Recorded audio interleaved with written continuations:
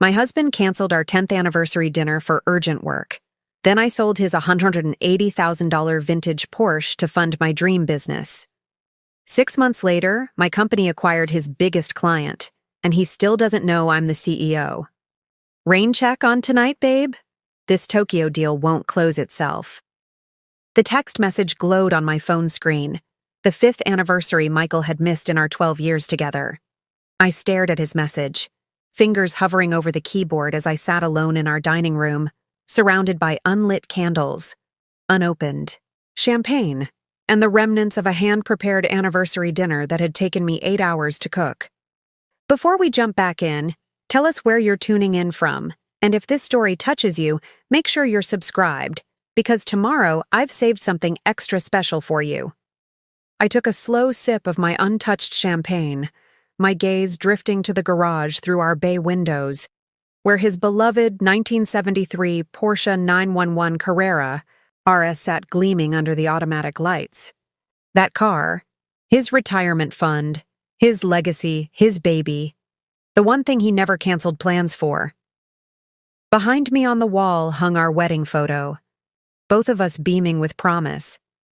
If you'd told me then that a decade later I'd be sitting alone, on our anniversary while Michael closed one more deal, I wouldn't have believed you. Yet here I was, another evening sacrificed to Pearson Dynamics, the company that had slowly consumed my husband and our marriage. I picked up my phone again, reading Michael's message one more time. The Tokyo deal. Always another deal. Another client, another reason our life together took a back seat. I slipped off my heels, the new ones I'd bought specially for tonight, and walked barefoot to the kitchen to pack away the untouched food the roast beef would keep. My patience wouldn't. As I mechanically wrapped each dish in plastic, my mind drifted to the conversation I'd had with Olivia earlier that day. My best friend since college, she'd recently launched her own marketing agency after years of being overlooked at Hartford Media. "You should see the clients coming in, Ginny," she'd said over coffee that morning, her eyes bright with excitement. "All those ideas that got shot down by the old boys club? Turns out actual businesses want them. Turns out I wasn't the problem." I'd smiled, genuinely happy for her success, even as my own professional dreams remained locked in the box Michael had helped me pack them into when we married. "Michael says there's no point in both of us working 80-hour weeks," I'd explained when she'd asked why I hadn't pursued my MBA after our wedding. "One high-powered career per household is enough." What I didn't tell Olivia, what I hadn't told anyone, was that I'd secretly completed my degree online last year, paying for it from the money I'd squirreled away from my personal shopping allowance. Michael would have called it excessive, a needless expense for someone whose job it was to manage our home and social calendar. The kitchen clean, I wandered back to the dining room, my fingers trailing along the carved mahogany table that had been delivered from Milan just last month, another extravagant purchase Michael had made without consulting me. "You'll love it, babe. Perfect for when we host the board members next quarter." The house was filled with such trophies, expensive evidence of Michael's success.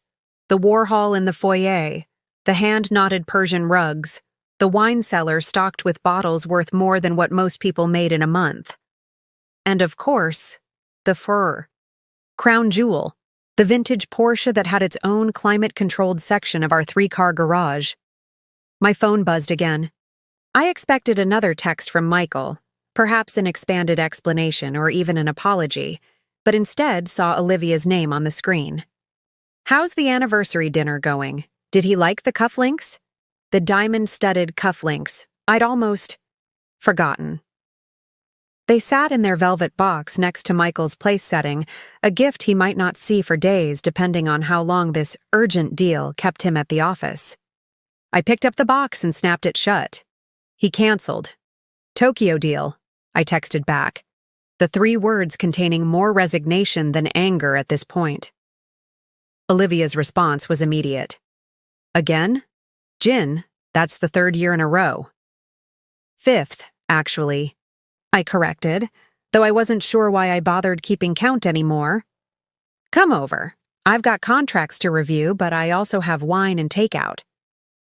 I glanced at my reflection in the dining room mirror, the elegant black dress I'd bought for tonight, the carefully applied makeup, the pearl earrings Michael had given. Me on our first anniversary when canceled dinners were still followed by heartfelt apologies and makeup dates. Thanks, but I think I'll just go to bed. Long day. Another lie. My days weren't long anymore. They were empty. I'd given up my budding career in financial analysis when we married because Michael convinced me that his fast-track career needed a solid home base. Someone to manage the household, plan the corporate gatherings, be the perfect corporate wife. I'd been good at it, too. Michael's boss had once joked that half of Michael's success came from my networking skills. Your wife could sell sand in the desert, he'd said at last year's company gala, raising his glass in my direction. Michael had laughed. Good thing she's content managing our social calendar instead, or I'd be out of a job. Content. Was I? Had I ever been? I picked up the bottle of champagne, Dom Perignon, Michael's favorite, and carried it to the kitchen. As I placed it back in the wine fridge, my gaze fell on the keys hanging on the custom key rack by the door to the garage. 3 sets. My practical Audi, Michael's everyday BMW, and the specialized key to the Porsche Carrera that Michael only drove on perfect weather weekends. The car that had its own insurance policy with my name listed as an authorized driver, just in case of emergency, Michael had said when signing the paperwork. Just in case. Without really thinking about what I was doing, I took the Porsche key from its hook, feeling its weight in my palm. Michael had spent 5 years hunting down that car, paying a premium to get one with matching numbers and original paint. Better than any investment portfolio, he'd told me as he'd signed the check for $180,000. This model appreciates 15% year over year. I carried the key back to the dining room, setting it next to the cufflinks. The juxtaposition struck me as almost poetic. The gift I'd bought him that he'd never see, and the key to the most precious thing he owned. My phone buzzed with an incoming email.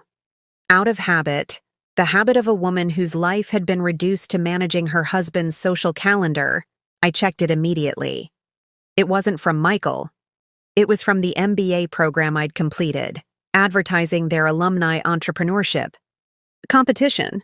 Turn your business idea into reality with $50,000 in seed funding. Application deadline. Tomorrow. I'd forgotten about the competition. Months ago, before completing my final course, I'd drafted an application detailing my concept for a boutique financial advisory firm focused on helping women-owned businesses secure funding.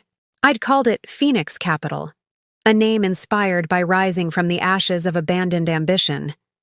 I'd never submitted it. What was the point? Michael would never support me starting a business. One high-powered career per household is enough, he'd say again. And without his support, both emotional and financial, how could I possibly get it off the ground? I opened the draft application on my laptop, rereading my business plan with fresh eyes.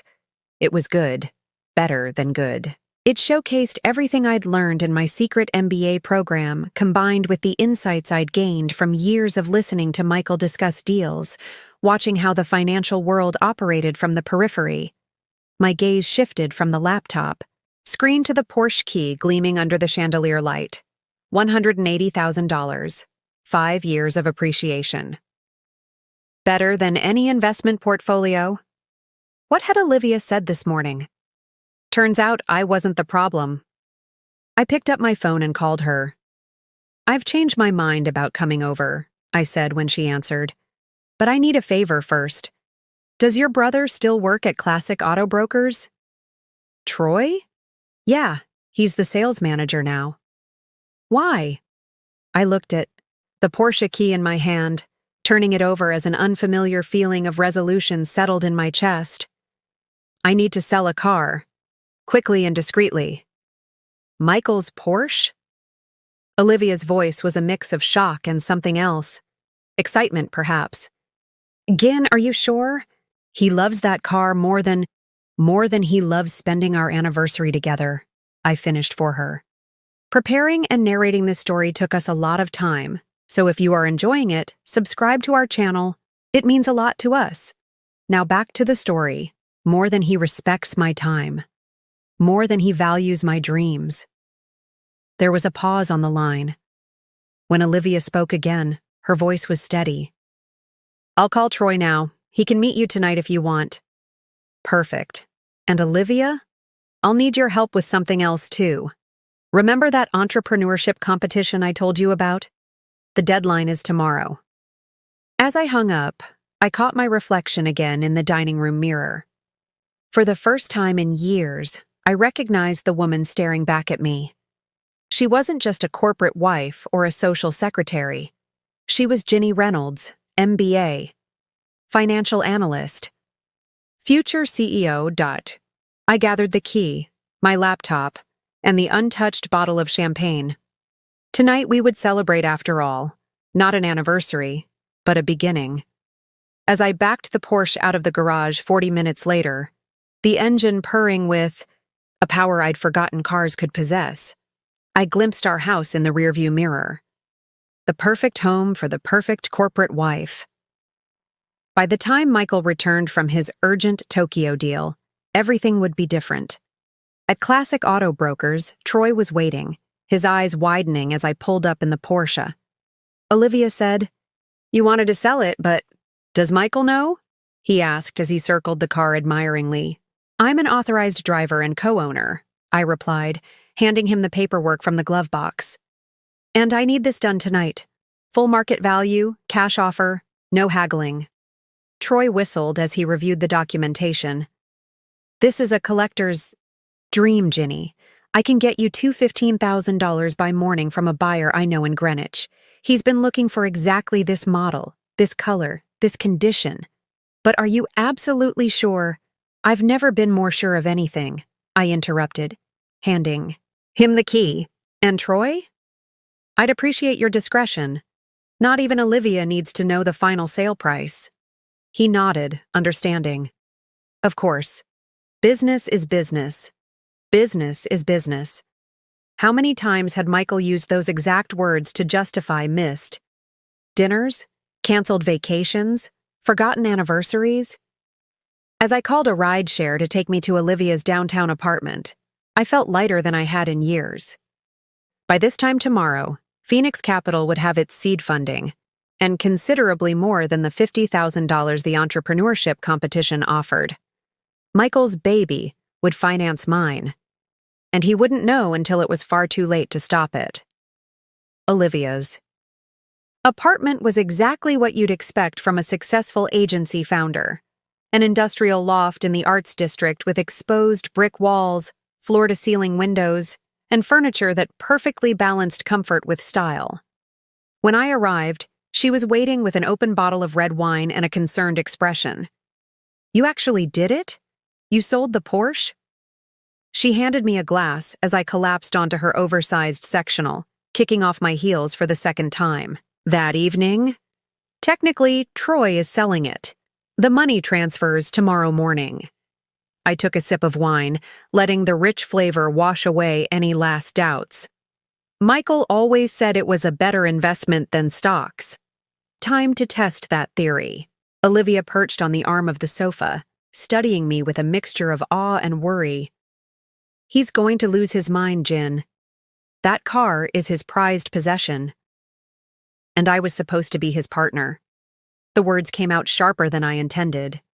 12 years, Liv. 12 years of being nothing more than a footnote in the Michael Reynolds success story.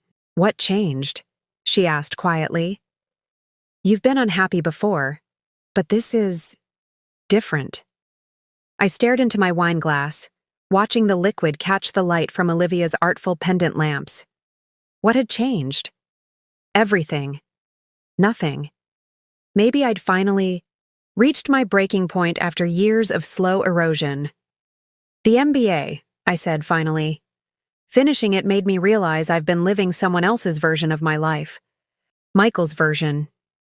I set down my glass and pulled out my laptop. Now I need your help with this application. The deadline's tomorrow. For the next 3 hours, Olivia and I refined my business plan for Phoenix Capital. Her marketing expertise helped sharpen my pitch, highlighting the unique value proposition.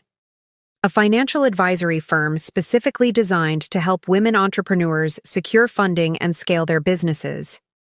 "This is brilliant, Ginny," Olivia said, reading through our final draft. "You've identified a genuine gap in the market. Women-owned businesses receive less than 3% of venture capital funding, but they consistently outperform male-owned companies in ROI." I know. I've been researching this for years. I closed my laptop, suddenly exhausted but exhilarated. Ever since Michael talked me out of finishing my MBA the first time around, I kept thinking about all those women like you, brilliant, capable, driven, who just need someone to take them seriously. "Someone who's been there," Olivia added. "Someone who understands what it's like to be underestimated." I nodded, the truth of her words settling deep in my chest. That was exactly what Phoenix Capital would offer, not just financial advice, but understanding born from personal experience. My phone buzzed with a text from Troy. "Buyer confirmed. Paperwork ready. Funds will clear by 9 a.m. No going back now. You can stay here tonight," Olivia offered, noticing my expression. "The guest room is all yours." I accepted gratefully, suddenly unable to face the empty mansion that had never felt like mine despite my name on the deed. As Olivia showed me to her spare bedroom, my phone buzzed again. Michael, finally remembering the significance of the eye. "Date. Sorry about dinner, babe. Tokyo team had last-minute concerns. Make it up to you this weekend? No mention of our anniversary. No acknowledgement of the special dinner I'd prepared. Just another rain check that would inevitably be canceled." For another urgent matter, I didn't reply. Morning came with a symphony of notifications. First, a confirmation from Troy that the sale was complete. $215,000 transferred to my private account. Then, an acknowledgement from the MBA program that my application had been received. Finally, a message from Crystal Watson, an old colleague from my financial analyst days who now worked at Meridian Financial, one of the firms Michael's company frequently partnered with. "Drink soon? Need to pick your brain about something," I smiled, typing back an immediate yes. Crystal had been reaching out periodically since I'd left the workforce, usually when she needed insider perspective on how firms like Pearson Dynamics operated. I'd always been happy to help, maintaining my network even as Michael dismissed these connections as just social. Little did he know that these social connections had kept me engaged with the financial world all these years, providing insights that had helped shape Phoenix Capital's business model. I showered and borrowed clothes from Olivia. A sleek blazer and pencil skirt that felt like armor after years of designer dresses chosen to complement Michael's image.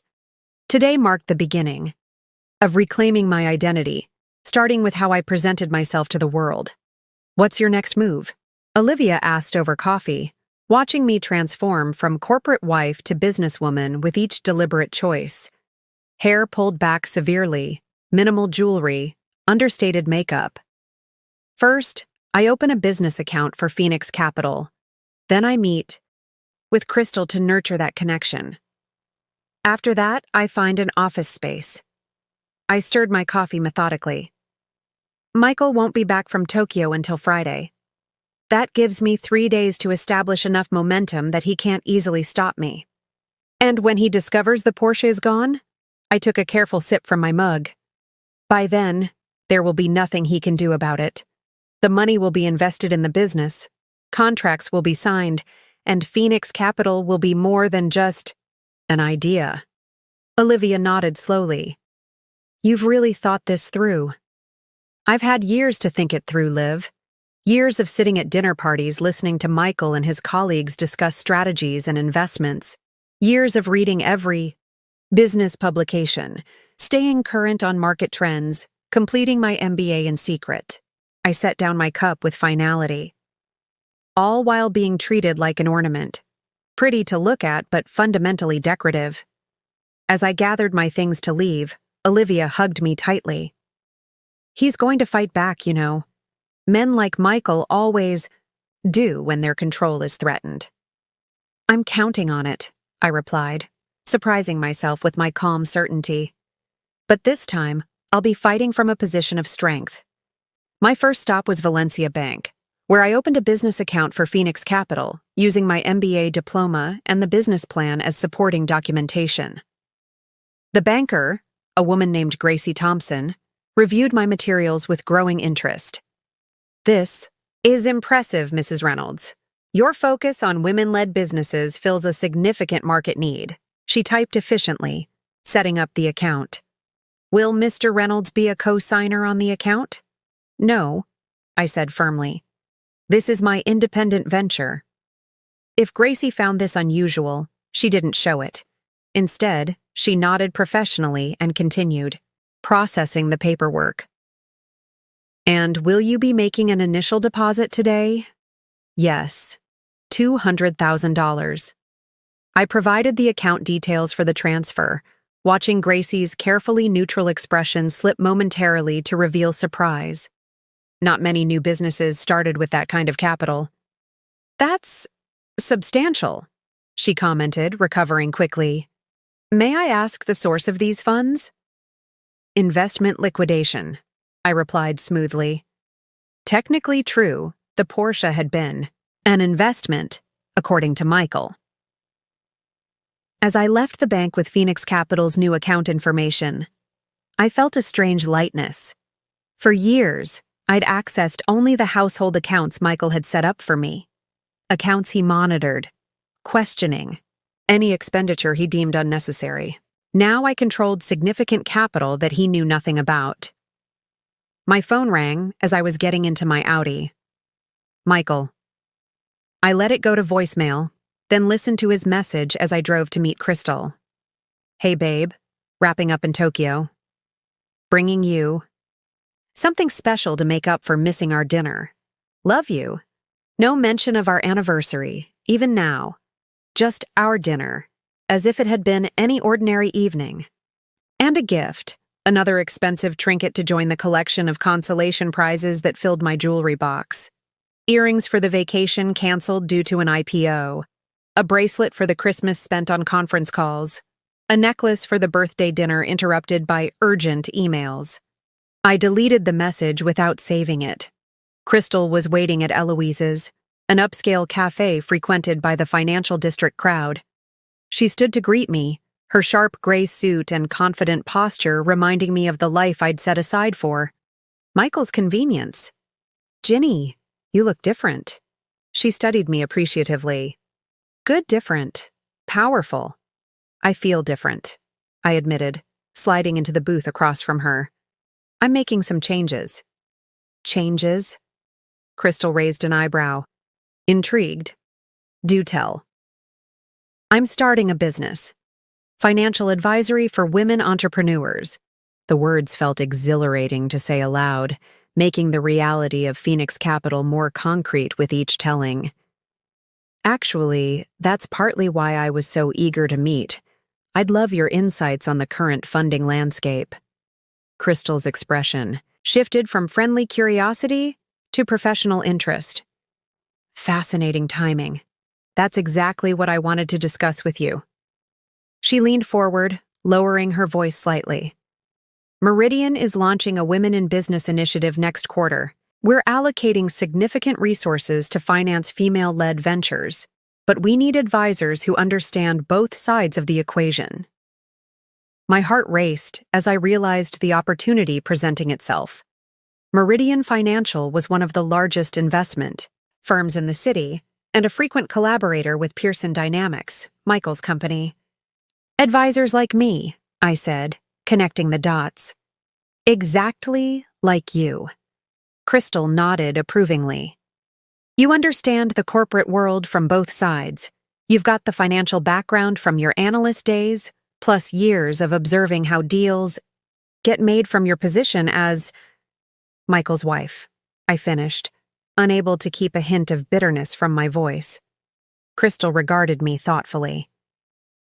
I was going to say, from your unique vantage point, but yes, being married to Michael Reynolds has given you insight few others have. Everyone knows you're the real reason his client relationships are so solid. You remember details about people that he misses. You make connections he'd overlook. For a moment, I felt a flicker of the old loyalty, the instinct to downplay my contributions and highlight Michael's.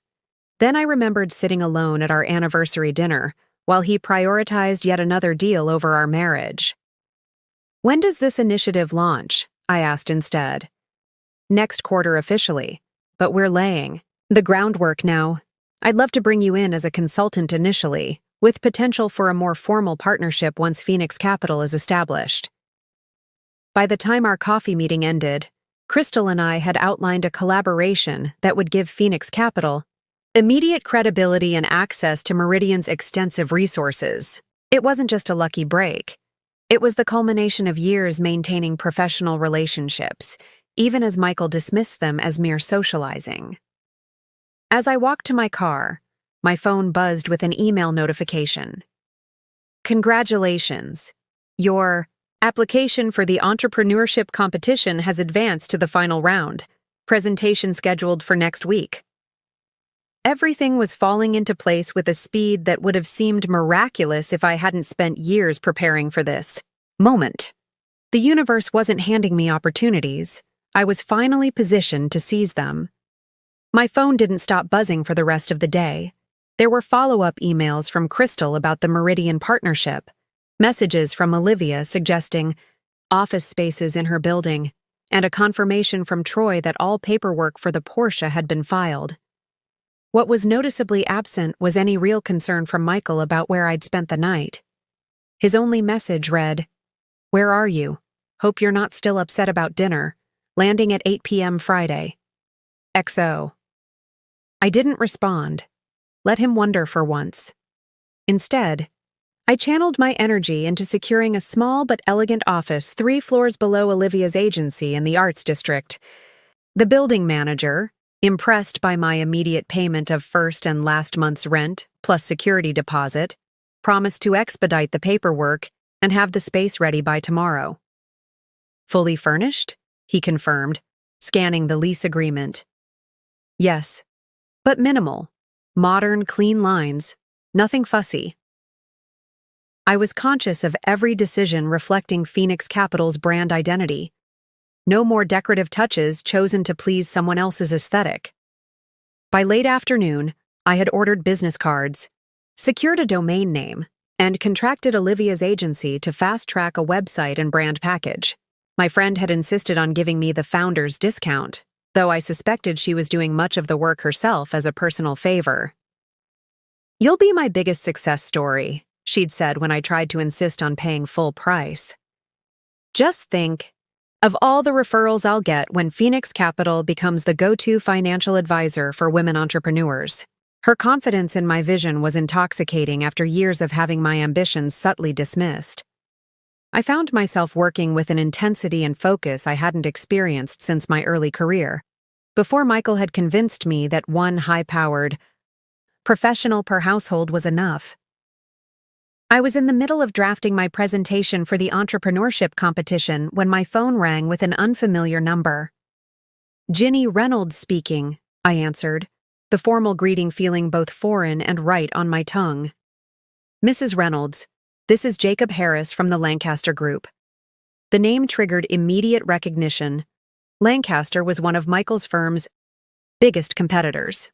Crystal Watson suggested I reach out.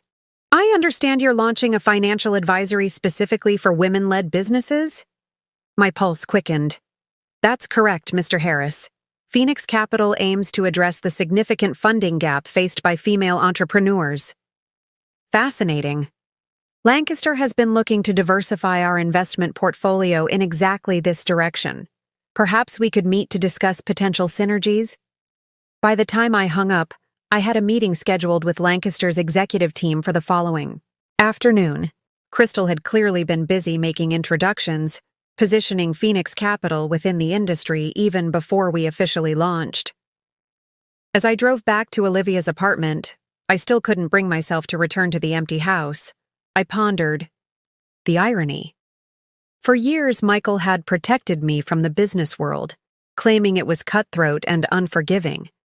Yet here I was, one day into my venture, already forming alliances with major players who seemed to value precisely what Michael had dismissed: my insight, my experience, my perspective. Olivia was working late, so I had her apartment to myself. I poured a glass of wine and stood by the floor-to-ceiling windows, watching the city lights flicker on as dusk settled. Somewhere across town, our house, Michael's showcase, sat dark and empty. The garage space where the Porsche had gleamed, now vacant, tangible evidence of my rebellion. He would notice the car's absence the moment he returned from Tokyo. Would he call the police? Report it stolen? The thought made me laugh out loud, the sound echoing strangely in the empty loft. How would he explain that his wife was an authorized driver? That she had every legal right to sell the vehicle? My amusement faded as I considered the confrontation that inevitably awaited me. Michael was not a man accustomed to being challenged, especially not by his supportive wife. When he discovered what I'd done, his reaction would be explosive. For a moment, doubt crept in. Was I prepared for the fallout? For potentially losing everything we'd built together? The comfortable lifestyle, the social standing, the security? Took a deliberate sip of wine, steadying myself. What had I really lost? A marriage where I was valued primarily for how well I arranged dinner parties? A home that showcased Michael's success rather than our partnership? A life where my dreams were perpetually deferred in service of his? No, I wasn't losing anything that truly mattered. I was reclaiming what should have been mine all along: my ambition, my purpose, my independence. My phone buzzed with a text from Troy. "Buyer loves the car, wants to know if you have the maintenance records." I smiled, responding, "In the filing. Cabinet at home. I'll scan them tomorrow." The filing cabinet. Another example of how thoroughly I'd managed Michael's life while he barely noticed mine. Every document related to our life together, from appliance warranties to car maintenance records, meticulously organized by his just-a-housewife partner. I wondered how long it would take him to realize how much of his efficient life had been engineered by me. The following morning brought an email that made my heart race. "Congratulations. Phoenix Capital has been selected as a Phoenix Fund recipient. Initial investment of $50,000 confirmed." The entrepreneurship competition. I'd advanced directly to funding without even needing to make my presentation. The attached note explained that the selection committee had been so impressed by my business plan that they'd fast-tracked the decision. I forwarded the email to Olivia, adding, "It's happening." Her response was immediate. "Told you! Celebratory dinner tonight. No cancellations." Permitted. With renewed confidence, I spent the morning at the new office space, directing the minimal furnishings: a sleek desk, ergonomic chair, small conference table with 4 chairs, and a stylish but understated seating area for client meetings. By noon, Phoenix Capital had a physical presence, modest but legitimate. I'd just finished arranging my new business cards in their holder when the building receptionist called up. "Mrs. Reynolds, there's a Ms. Watson here to see you." Crystal arrived moments later, immaculately dressed in a charcoal suit that screamed executive authority. She surveyed the office with an approving eye. "You work fast, Jenny. Yesterday this was just an idea. Today it's real." "I've had years to plan," I replied, offering her a seat at the small conference table. "Just needed the right moment to act." Crystal placed a sleek folder on the table between us. "Then you're going to appreciate this. Meridian is hosting a Women in Finance symposium next week. We need a keynote speaker with a fresh perspective." She slid the folder toward me. "Someone who understands both sides of the equation, corporate finance and the unique challenges women entrepreneurs face." I opened the folder to find a formal invitation to be the featured speaker at an event that would put Phoenix Capital in front of every major financial player in the city, including, undoubtedly, representatives from Michael's firm. I struggled to find the right word. Perfect timing, Crystal finished for me. Your official coming out party to the business world. She leaned forward, her expression serious. Fair warning, this will put you on Michael's radar, in a very public way. Are you prepared for that? Was I? The symposium was scheduled for next Thursday, less than a week away. Michael would be back from Tokyo tomorrow. By next week, he would know about the Porsche, about Phoenix Capital, about my sudden transformation from supportive wife to business competitor. Absolutely, I said, making my decision. It's time to step out of the shadows. Crystal's smile was both approving and slightly predatory.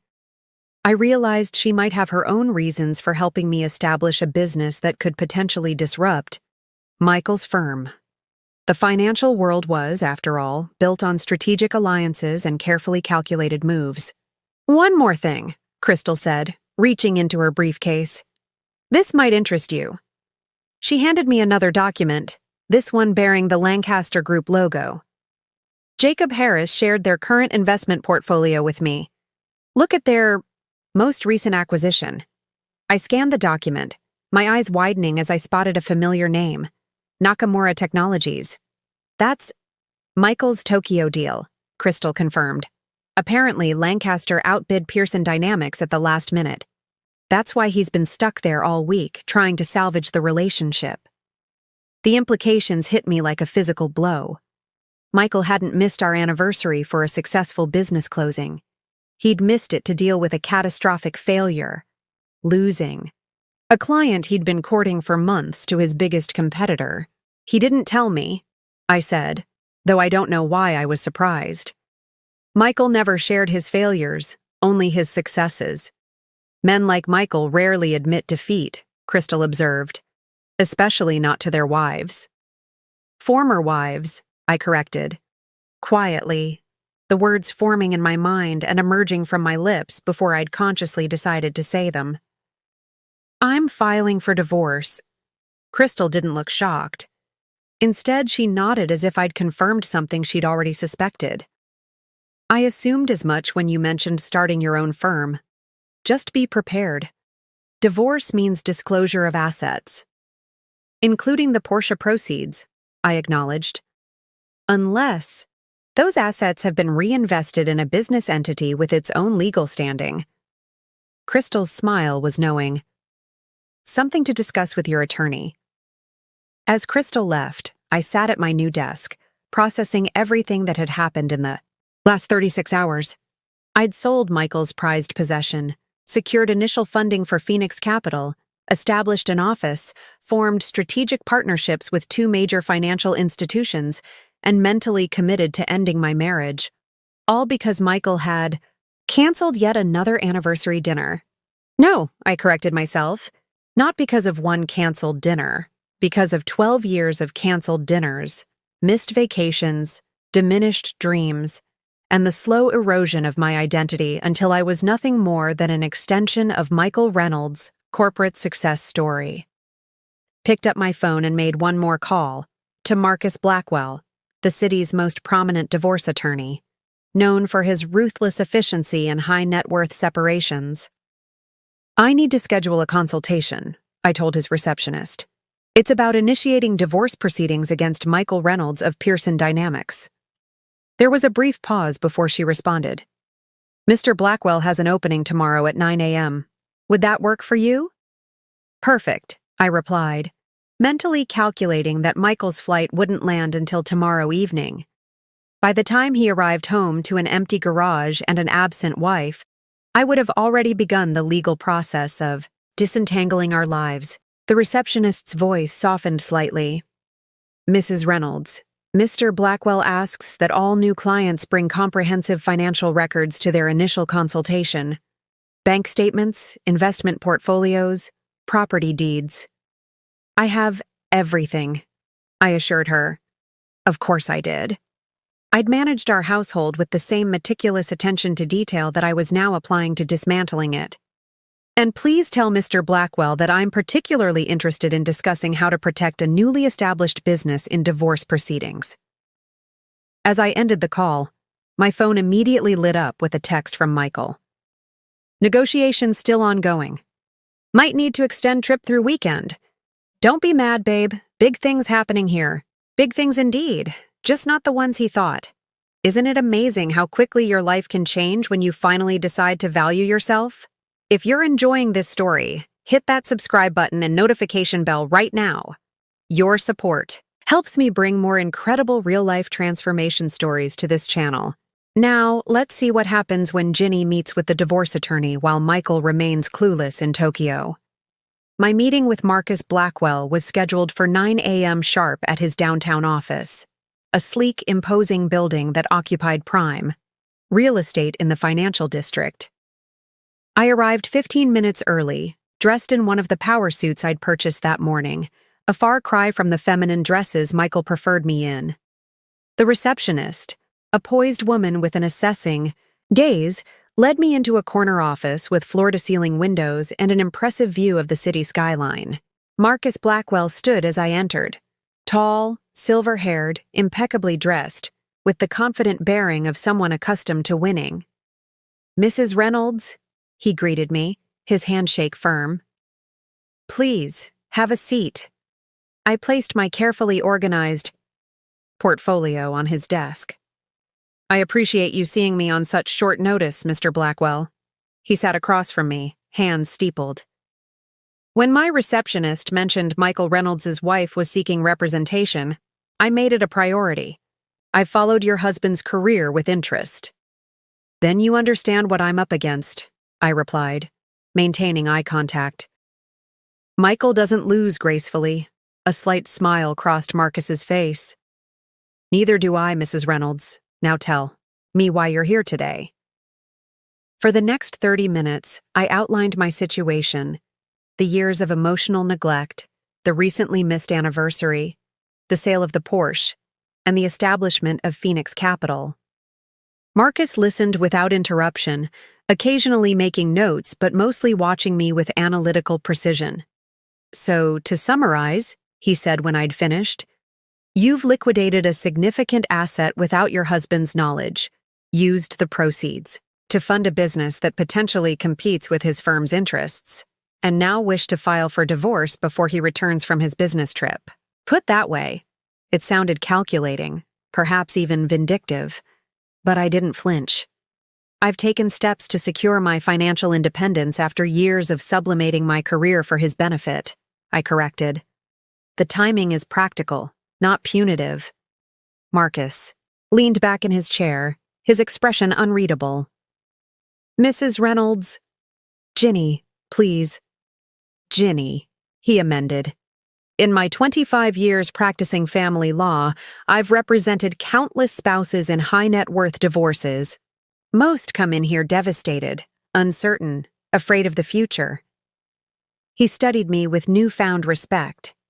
"You're different. You've already begun strategically repositioning yourself." "I've had a lot of time to think," I replied simply, clearly. He opened the portfolio I'd provided, quickly scanning the meticulously organized financial records. "This is thorough. Most clients can't provide half this documentation even after weeks of preparation." I managed our household with the same attention to detail I'm now applying to my business. Marcus nodded, continuing to review the documents. "The Porsche sale complicates things. Technically, as marital property, he's entitled to half its value."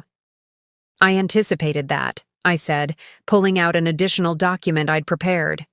"This is a record of all the investment opportunities I declined at Michael's insistence over the past 12 years, with projected returns calculated. The total potential earnings I sacrificed significantly exceed the value of the Porsche." Marcus's eyebrows raised slightly as he reviewed my calculations. "This is unusually comprehensive." "I have an MBA, I said, allowing myself a small smile. "Financial analysis is my specialty." "So I see." He set the document aside. Regarding Phoenix Capital, establishing a business during divorce proceedings is tricky. Courts generally consider new business ventures to be marital assets subject to division, unless the business was funded primarily through a grant or competition prize, I countered, sliding across the notification of my $50,000 award. The Phoenix Fund contribution technically represents the majority stakeholder investment, with my personal contribution being minority capital. Marcus's expression shifted from professional interest to genuine admiration. You've done your homework. I spent 12 years watching Michael structure deals to maximize his advantage. I paid attention. For the next hour, we outlined a strategic approach to filing for divorce, timing the petition to coincide with my public debut at the Women in Finance Symposium, securing temporary orders to prevent Michael from interfering with Phoenix Capital, and documenting the years of sacrificed opportunities to counter any claims against the Porsche sale. One final question, Marcus said as our meeting concluded. Are you prepared for how public this might become? Michael Reynolds is a prominent figure in the financial community. Your emergence as both his soon-to-be ex-wife and a business competitor will generate significant attention. I thought about the years I'd spent in the background, the countless times I'd been introduced simply as Michael's wife, the polite smiles and dismissive glances from his colleagues who saw me as merely decorative. Mr. Blackwell, I've been invisible for 12 years. I'm ready to be seen. As I left his office, my phone pinged with a text notification. Michael again. Good news. Salvaged part of the Nakamura deal. Heading to celebration dinner with Tokyo team. Call you tomorrow?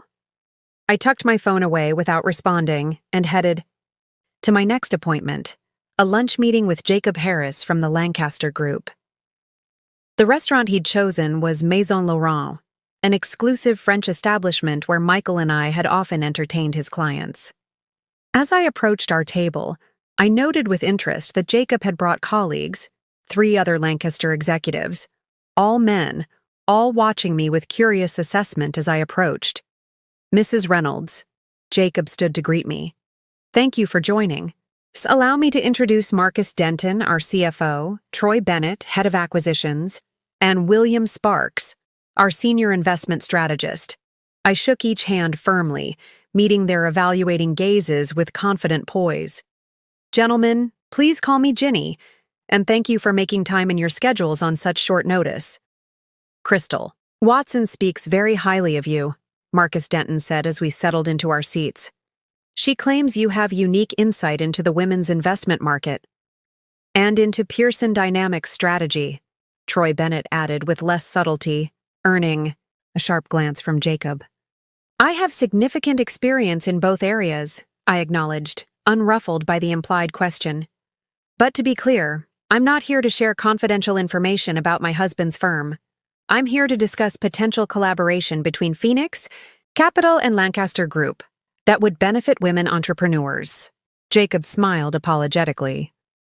Of course, though you must understand our curiosity, given your unique position.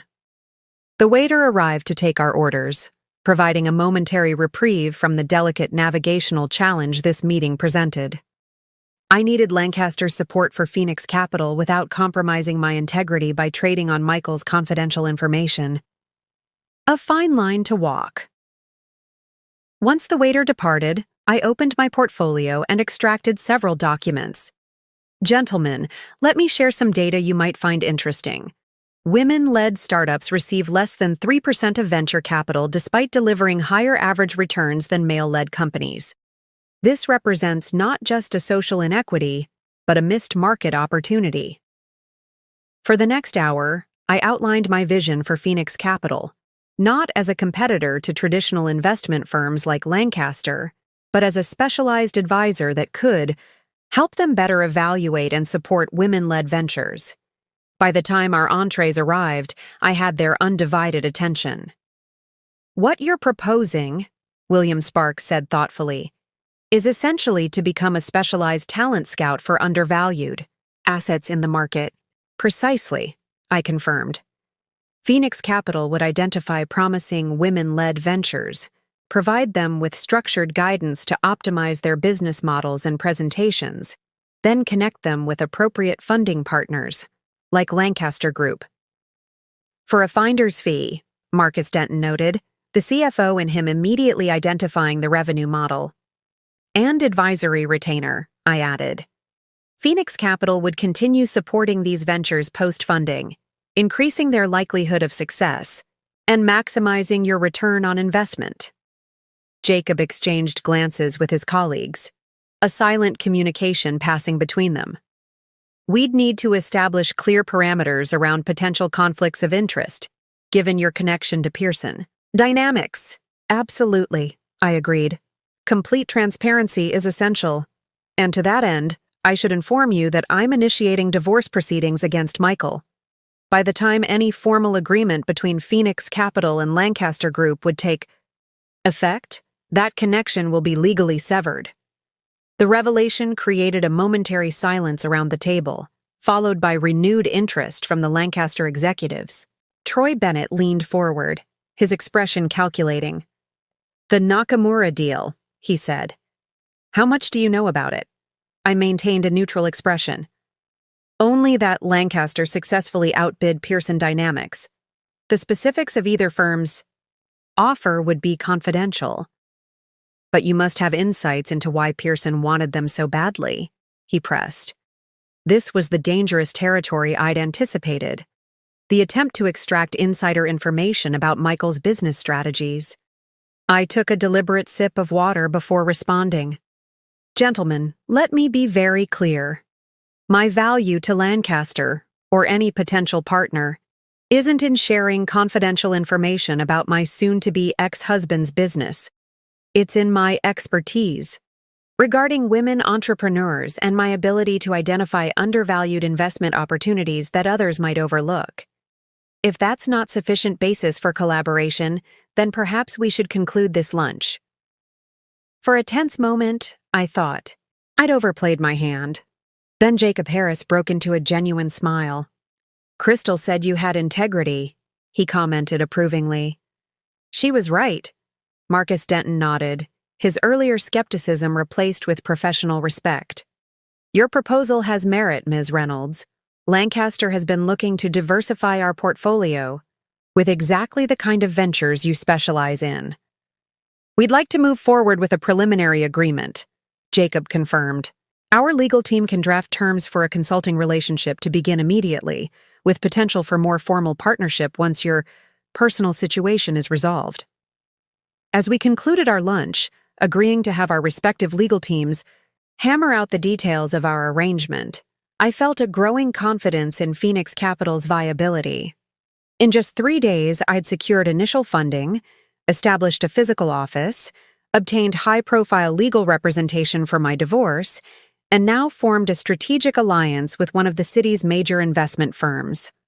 All while Michael remained, oblivious in Tokyo, celebrating his salvaged deal, unaware that his perfect life was unraveling thread by thread. Outside the restaurant, Jacob Harris held back as his colleagues headed toward their waiting car. "One more thing, Ginny," he said, quietly. "The Women in Finance Symposium next week. I understand you're the keynote speaker?" "Word travels fast," I observed. "In our circles, yes." His expression grew serious. "Michael will be there. Pearson Dynamics is a major sponsor." The news shouldn't have surprised me. Pearson routinely sponsored financial industry events, but the confirmation that Michael would witness my public debut sent a jolt of anxiety through me.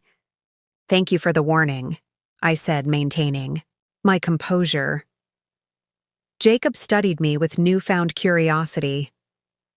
"You know, when we outbid Pearson for Nakamura, Michael blamed it on family distractions, said he needed to focus more on business and less on home life. The irony was so perfect I couldn't help but laugh. Well, he's about to get his wish." The next morning, I woke early in my new reality, sleeping in the guest room of Olivia's apartment, preparing for a day of building Phoenix Capital rather than planning Michael's social calendar. I checked my phone out of habit, unsurprised. to find several messages from him. Landing at 8 p.m. tonight. Can't wait to see you. Picked up something special from that jewelry store you love. Miss you, babe.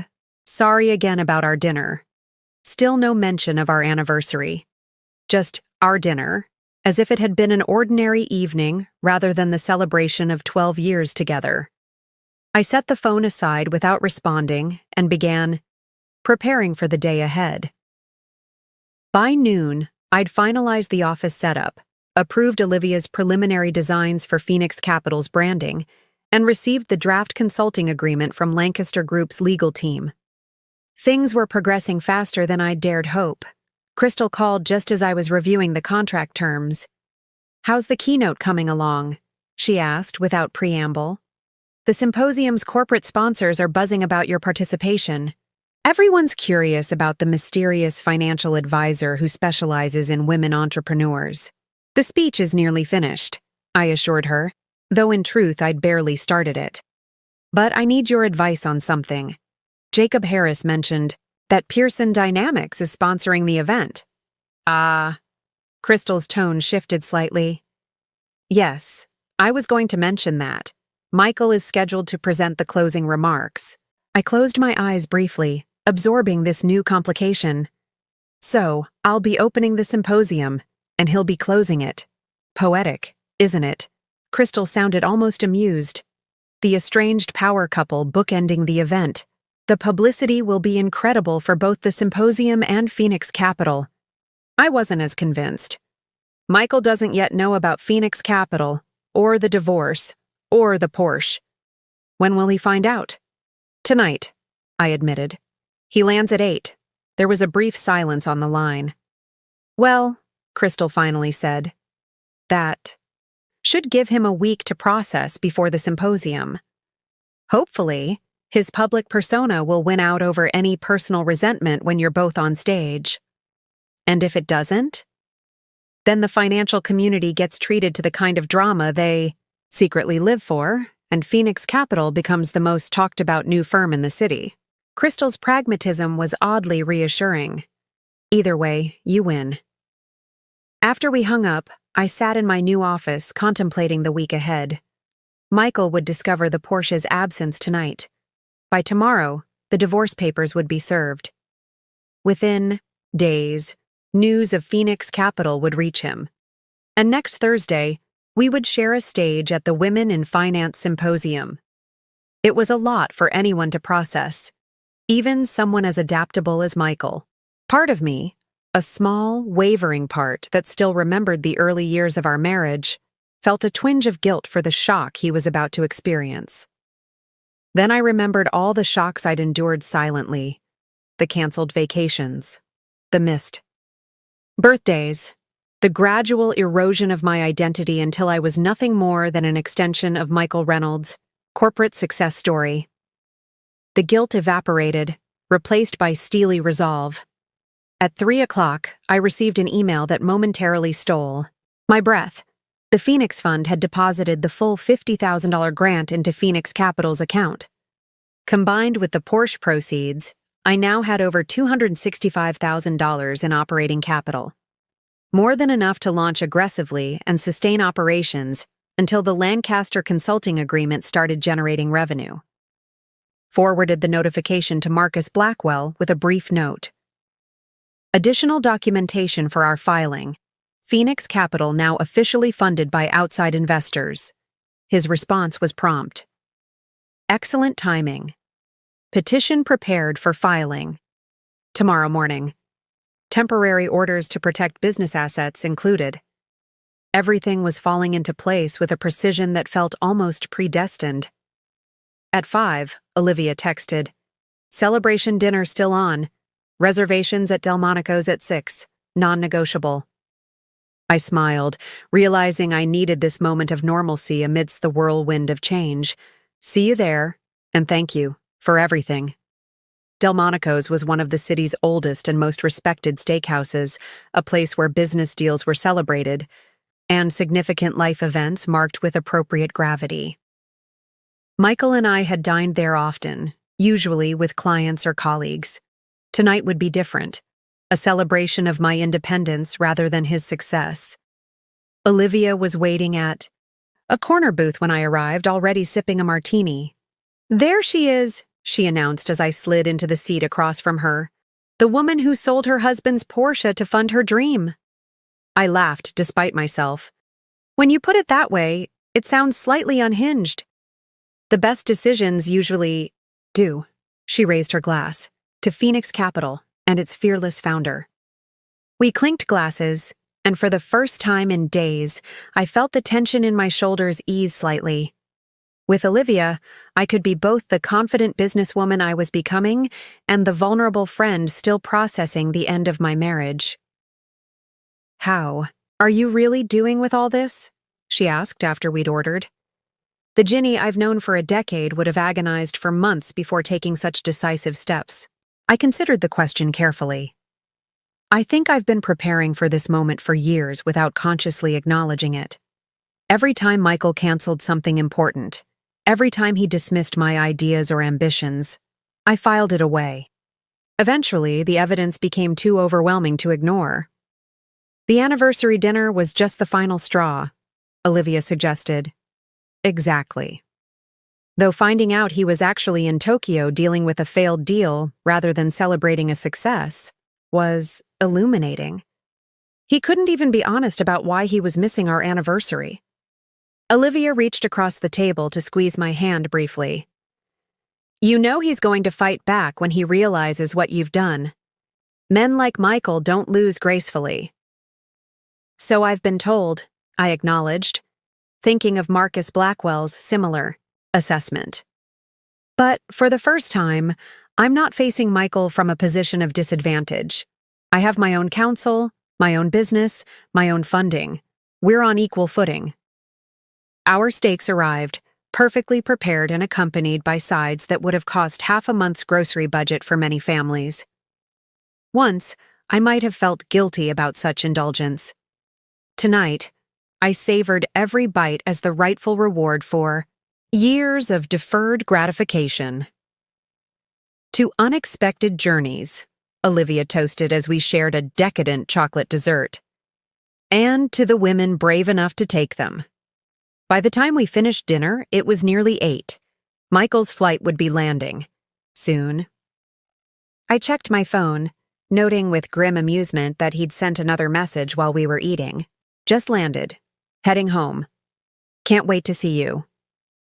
Home. A word that had once conjured comfort and belonging now felt hollow. The sprawling mansion with its imported furnishings and carefully curated art was Michael's showcase, not our sanctuary. I couldn't imagine returning there tonight, facing the inevitable confrontation while exhausted from the emotional and professional marathon of the past few days. "You're staying at my place again," Olivia declared, reading my expression perfectly. "At least for tonight. Let him stew in his confusion a little longer." I nodded gratefully.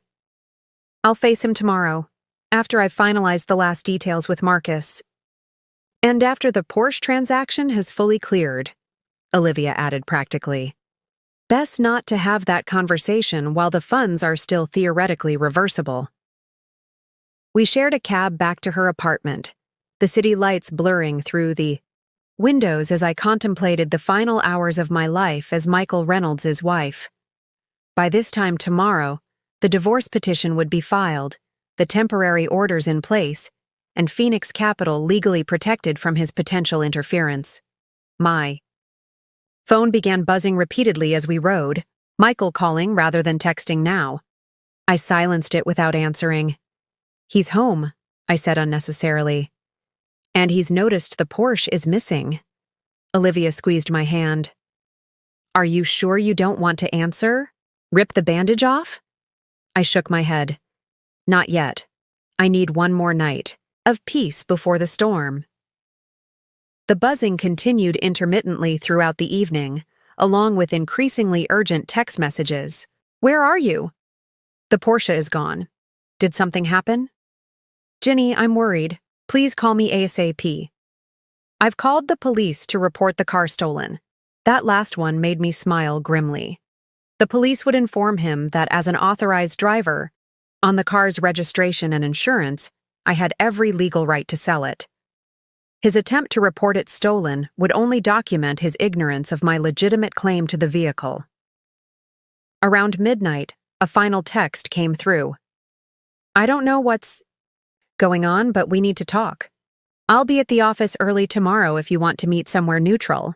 Please, Ginny. Whatever this is, we can work it out. For a moment, just a moment, I felt that old familiar pull to smooth things over, to manage Michael's emotions as I'd done for 12 years.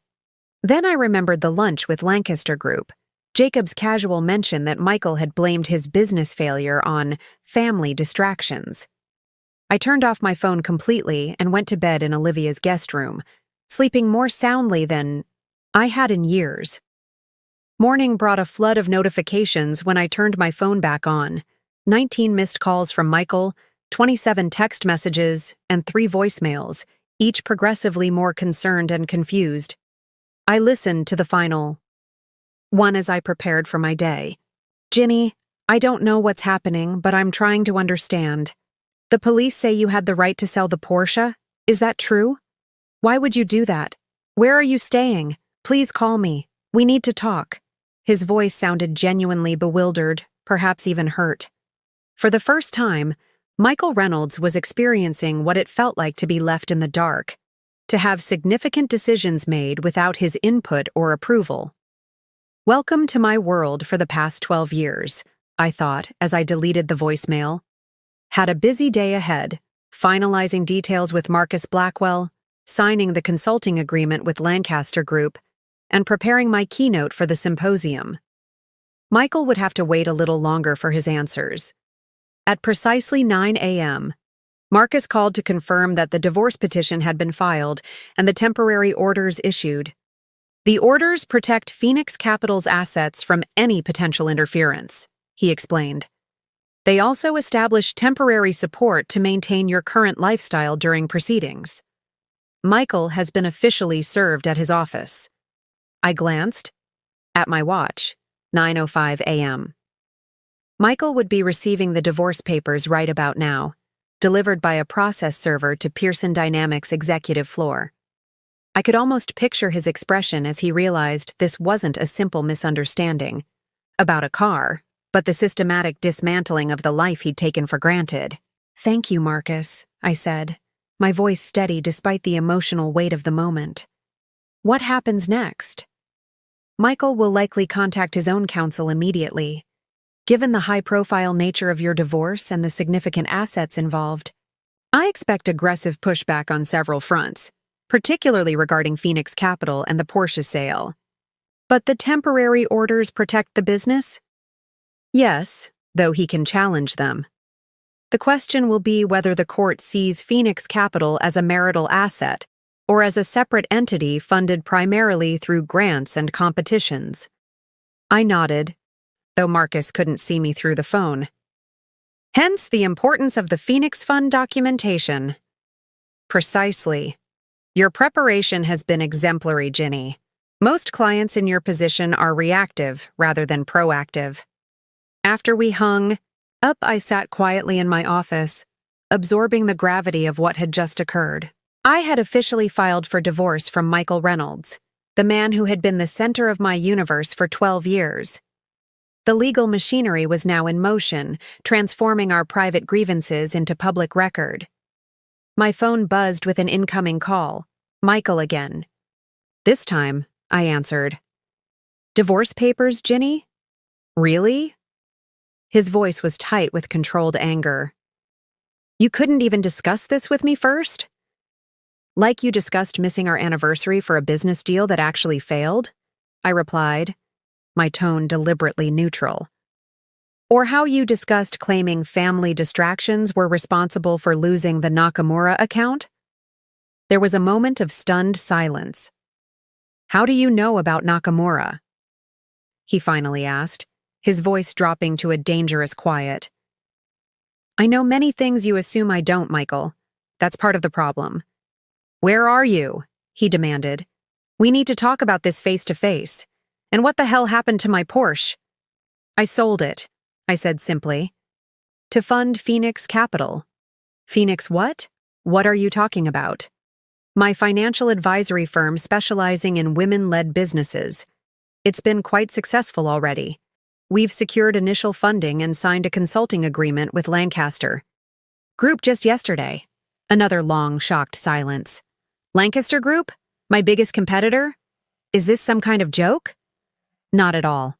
In fact, I'm the keynote speaker at next week's Women in Finance Symposium. I believe you're giving the closing remarks? It should be an interesting event. I could almost hear the gears turning in Michael's mind as he struggled to process everything. I was telling him the divorce, the sold Porsche, the new business, the Lancaster connection, and now a public speaking engagement at a high-profile industry event. Ginny, he said finally, his voice now carefully modulated to the persuasive tone he used in tough negotiations. I think we need to take a step back here. Whatever issues we're having, surely we can work them out without such extreme measures. That might have been possible once, I acknowledged. But not anymore. Not after 12 years of canceled plans and deferred dreams. Not after you blamed family distractions for your business failures while I was sitting alone at our anniversary dinner. Is that what this is about? The anniversary? I told you, the Tokyo deal failed. I finished for him. Yes, I know. Yet you let me believe you were celebrating a success rather than damage control. Just one more deception in a marriage built on them. Michael's tone hardened. You've been talking to someone at Lancaster. That's corporate espionage, Ginny. It could have serious legal consequences. I almost laughed at his attempt to intimidate me. No, Michael. I haven't shared any confidential information about Pearson Dynamics. I've simply established my own professional identity after years of subjugating it to yours. The fact that this threatens you speaks volumes about our relationship. This isn't over, he warned. The Porsche, this business you think you've started with my money. I'll fight you on all of it. I expected nothing less, I replied calmly. Marcus Blackwell is handling my case. Your attorney can contact him directly with any questions.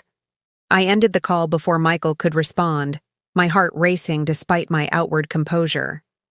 The confrontation I'd been avoiding had finally happened, and while it had gone largely as expected, the reality of Michael's anger was still unsettling. My phone immediately buzzed with a text from Olivia. How did it go? About as expected, I replied. He threatened legal action. Of course he did. Men like Michael only understand power, and you just showed him you have it. The next few days unfolded in a blur of legal maneuvers and business development. As promised, Michael fought back aggressively, filing motions challenging the temporary orders protecting Phoenix Capital and demanding immediate accounting of the Porsche proceeds. Marcus seemed almost energized by the opposition. This is exactly what I predicted, he said during our daily update call. Michael's attorney is trying to characterize Phoenix Capital as a marital asset developed using joint funds. And our response? I asked, reviewing the latest legal documents he'd forwarded. We've countered with evidence that Phoenix Capital was primarily funded through grants and competitions, with your contribution representing previously gifted personal funds. Marcus's tone was confidently professional. The temporary orders should hold until the preliminary hearing next month. Next month? I couldn't hide my surprise. I thought these issues would be resolved more quickly. High net worth divorces rarely move swiftly, Ginny. Michael's team is deliberately drawing out the initial phases, likely hoping you'll run out of resources or resolve. I smiled grimly. He doesn't realize I've been preparing for this battle longer than he has. Precisely. Now, regarding the Women in Finance Symposium tomorrow, have you prepared for potential public confrontation? The symposium. In the whirlwind of legal filings and business meetings, I'd almost forgotten that tomorrow would mark my first public appearance as Phoenix Capital's founder, and my first face-to-face encounter with Michael since our separation. I've completed my keynote, I assured Marcus. It focuses exclusively on the funding gap for women entrepreneurs, with no mention of personal circumstances. Good. Maintain that professional detachment regardless of provocation. Michael may attempt to discredit you publicly, especially given your consulting arrangement with Lancaster Group. After we hung up, I reviewed my keynote one final time, trying to anticipate and address any vulnerabilities Michael might exploit. The speech was solid, data-driven, compelling, and carefully crafted to establish my expertise without revealing confidential information from either Pearson Dynamics or Lancaster Group. My phone rang again. Crystal this time. Final preparations for tomorrow? She asked without preamble. Just reviewing my keynote. How's the attendee list looking?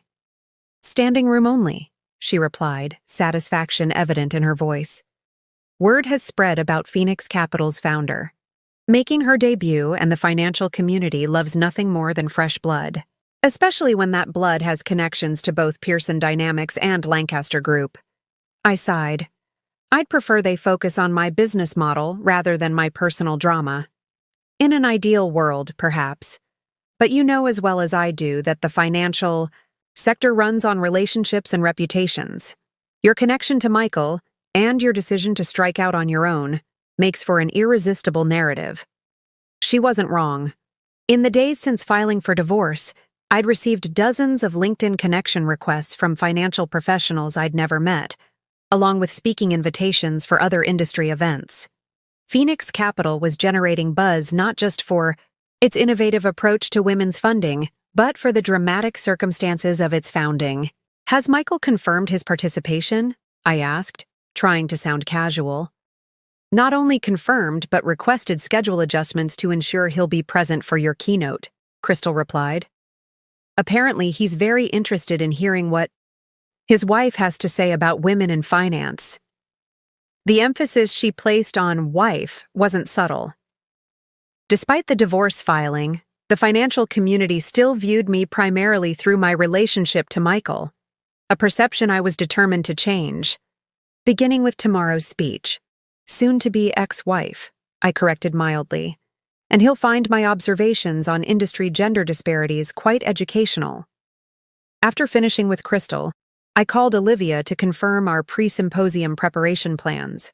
As both my closest friend and my marketing director, she would be accompanying me tomorrow, providing both emotional support and business legitimacy.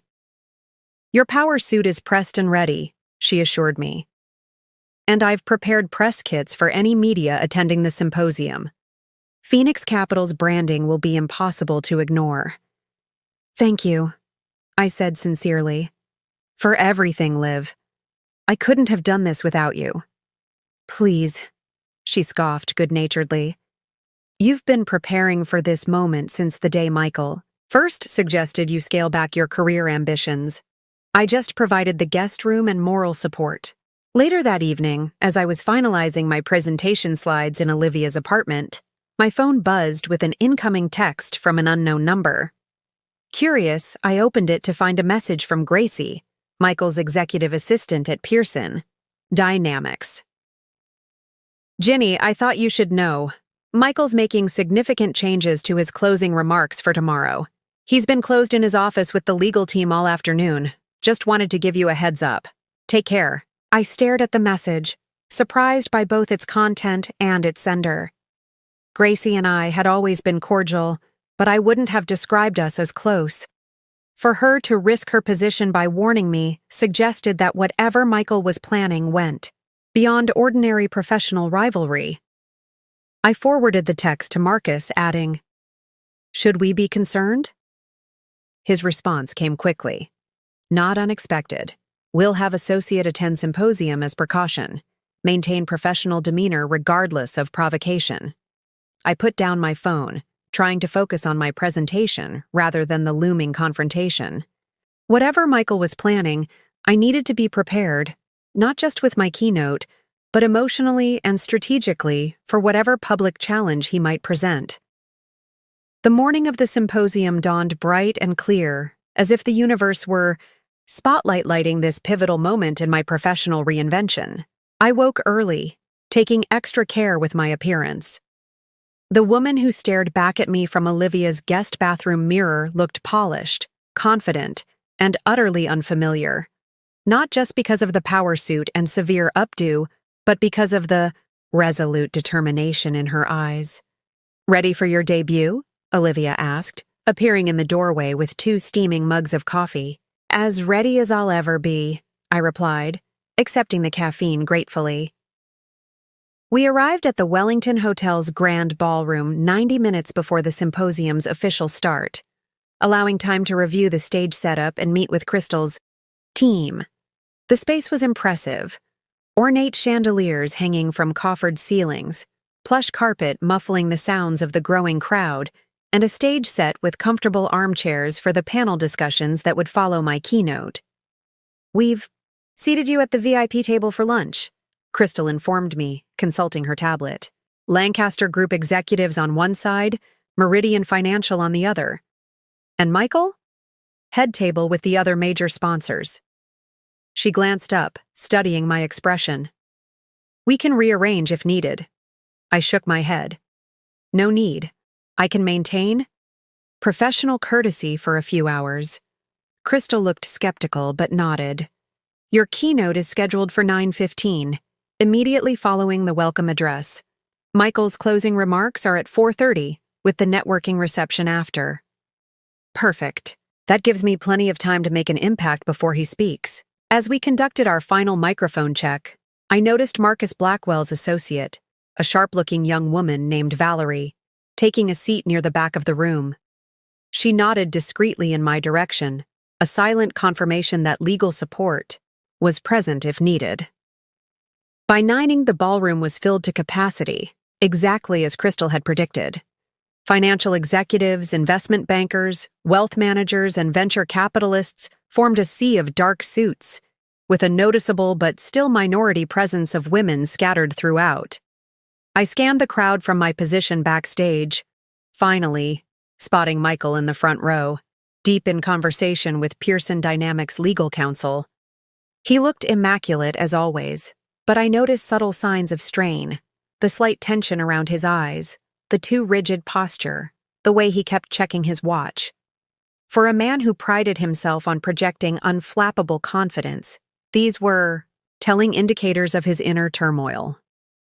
Good. Let him feel a fraction of the anxiety I'd experienced over years of molding my life to accommodate his. The symposium chair took the stage promptly at 9:00, welcoming attendees and acknowledging the event's sponsors.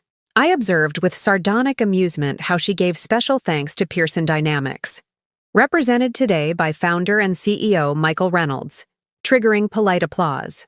"And now," the chair continued, "I'm delighted to introduce our keynote speaker, a new voice in financial advisory with a fascinating perspective on women's access to capital. Please welcome Ginny Reynolds, founder of Phoenix Capital." The applause was curious rather than enthusiastic. These people didn't know me yet, but they were intrigued by the novelty of my presence and, undoubtedly, by my connection to Michael. That would change by the time I finished speaking. I took the stage with deliberate confidence, making eye contact with various sections of the audience, but carefully avoiding Michael's gaze. The podium felt solid beneath my hands as I arranged my notes, then looked up to address the assembled financial elite. "Good morning," I began, my voice steady and carrying clearly through the excellent sound system. "Thank you for that kind introduction. I'm here today to discuss what I believe represents not just an ethical failure in our industry, but a missed financial opportunity of staggering proportions. For the next 30 minutes, I laid out a compelling case for increased investment in women-led businesses, backed by research demonstrating their superior return on investment, despite receiving a fraction of available venture capital. I outlined Phoenix Capital's innovative approach to bridging this gap, not through charity or social justice initiatives, but through sound financial strategy. When we overlook women entrepreneurs, I concluded, we aren't just perpetuating inequality, we're leaving money on the table. Phoenix Capital aims to redirect that capital to where the returns are highest, benefiting investors and entrepreneurs alike. Because in finance, as in life, sometimes the most valuable assets are the ones hiding in plain sight, consistently underestimated until they reveal their true worth. The applause that followed was no longer merely curious. It was appreciative, even impressed. As I stepped away from the podium, I finally allowed myself to look directly at Michael. His expression was complex, a mixture of anger, surprise, and something that might almost have been pride, quickly suppressed. The rest of the morning passed in a blur of panel discussions and networking conversations. Executives who had barely acknowledged me at Michael's corporate events now approached eagerly, business cards extended, seeking meetings to discuss potential collaborations with Phoenix Capital. Several women entrepreneurs cornered me between sessions, sharing stories of funding rejection that echoed the statistics I'd cited in my keynote. By lunchtime, I'd collected more business cards than I could easily count and had scheduled follow-up meetings with 3 potential major investors. Phoenix Capital wasn't just a concept anymore. It was a recognized presence in the financial community, its value proposition clearly understood and increasingly sought after. I made my way to the designated VIP table, noting with grim amusement that the seating arrangement placed me directly in Michael's line of sight from the head table. Whether Crystal had planned this strategic positioning or it was simply coincidence, the effect was powerful. Michael would spend the entire lunch watching other financial leaders actively courting his soon-to-be ex-wife's business expertise. Jacob. Harris from Lancaster Group stood as I approached, pulling out my chair with old-fashioned courtesy. "Brilliant keynote, Ginny. You've got the room buzzing." "Indeed," agreed Marcus Denton, Lancaster's CFO. "We've already received inquiries about our partnership with Phoenix Capital. Your emergence has created quite the stir." I smiled, accepting their compliments with practiced grace, while acutely aware of Michael watching from across the room, his expression carefully neutral, but his eyes never leaving our table. "I notice your husband seems particularly attentive to our conversation," Jacob observed quietly, following my gaze. "Should we be concerned about his closing remarks?" "Ex-husband soon enough," I corrected. "And whatever he's planning, Phoenix Capital's value proposition stands on its own merits." Lunch progressed with stimulating conversation about market trends and investment strategies, the kind of professional dialogue I'd been excluded from for years despite my financial background and MBA. Occasionally, I caught Michael in whispered consultation with his legal counsel or typing furiously on his phone. Whatever countermove he was planning, he wasn't being subtle about it. As dessert was served, Crystal appeared at my elbow. "A moment, if you don't mind," she murmured, gesturing discreetly toward the hallway. I excused myself from the table and followed her to a quiet alcove away from curious ears. "One of my contacts on the symposium committee just shared something concerning," Crystal said without preamble. "Michael has submitted revised slides for his closing presentation that include direct references to Phoenix Capital, specifically questioning its founding ethics and potential conflicts of interest." My stomach tightened. He's planning to use his platform to publicly discredit me. It appears so. The committee is uncomfortable with it but hesitant to censor a major sponsor. Crystal's expression was grim. "You should prepare for a public attack." I took a deep breath, steadying myself. "Can you get me a copy of what he's planning to present?" "Already working on it. In the meantime, perhaps we should consider a preemptive move." I nodded slowly, an idea forming. "Is there any flexibility in the afternoon schedule? Specifically the panel on emerging trends in financial advisory?" Crystal checked her tablet. "Some. What are you thinking?" "I believe it's time to address the elephant in the room, directly and on my terms, before Michael has the chance to control the narrative." Crystal's eyes gleamed with understanding. "I'll speak to the panel moderator immediately. What exactly do you have in mind?" "A slight adjustment to the discussion topics," I explained. "Something that allows me to acknowledge my unique position and address potential concerns about conflicts of interest proactively." As Crystal hurried off to make the arrangements, I felt a strange calm settle over me. For years, I'd navigated around Michael's moods and ego, carefully managing situations to avoid confrontation. Now I was deliberately stepping into one, but on my terms, not his. I returned to the VIP table to find Jacob Harris watching me with curious assessment. "Everything all right? You look like a woman plotting something significant." "Just a minor adjustment to the afternoon program," I replied, keeping my tone light. "The best defense is a good offense, after all." He nodded approvingly. "A principle Lancaster Group has always embraced. Speaking of which," he lowered his voice slightly, "our legal team has completed their review of your consulting agreement. We'd like to move forward immediately if you're amenable." "Even with the current complications?" I asked, surprised by their eagerness given Michael's obvious displeasure. Jacob smiled, the expression of a man comfortable with calculated risks, especially with the current complications.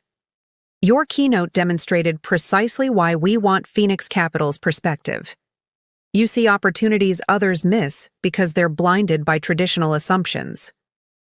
As lunch concluded, I excused myself to prepare for the afternoon sessions, finding a quiet corner where I could gather my thoughts.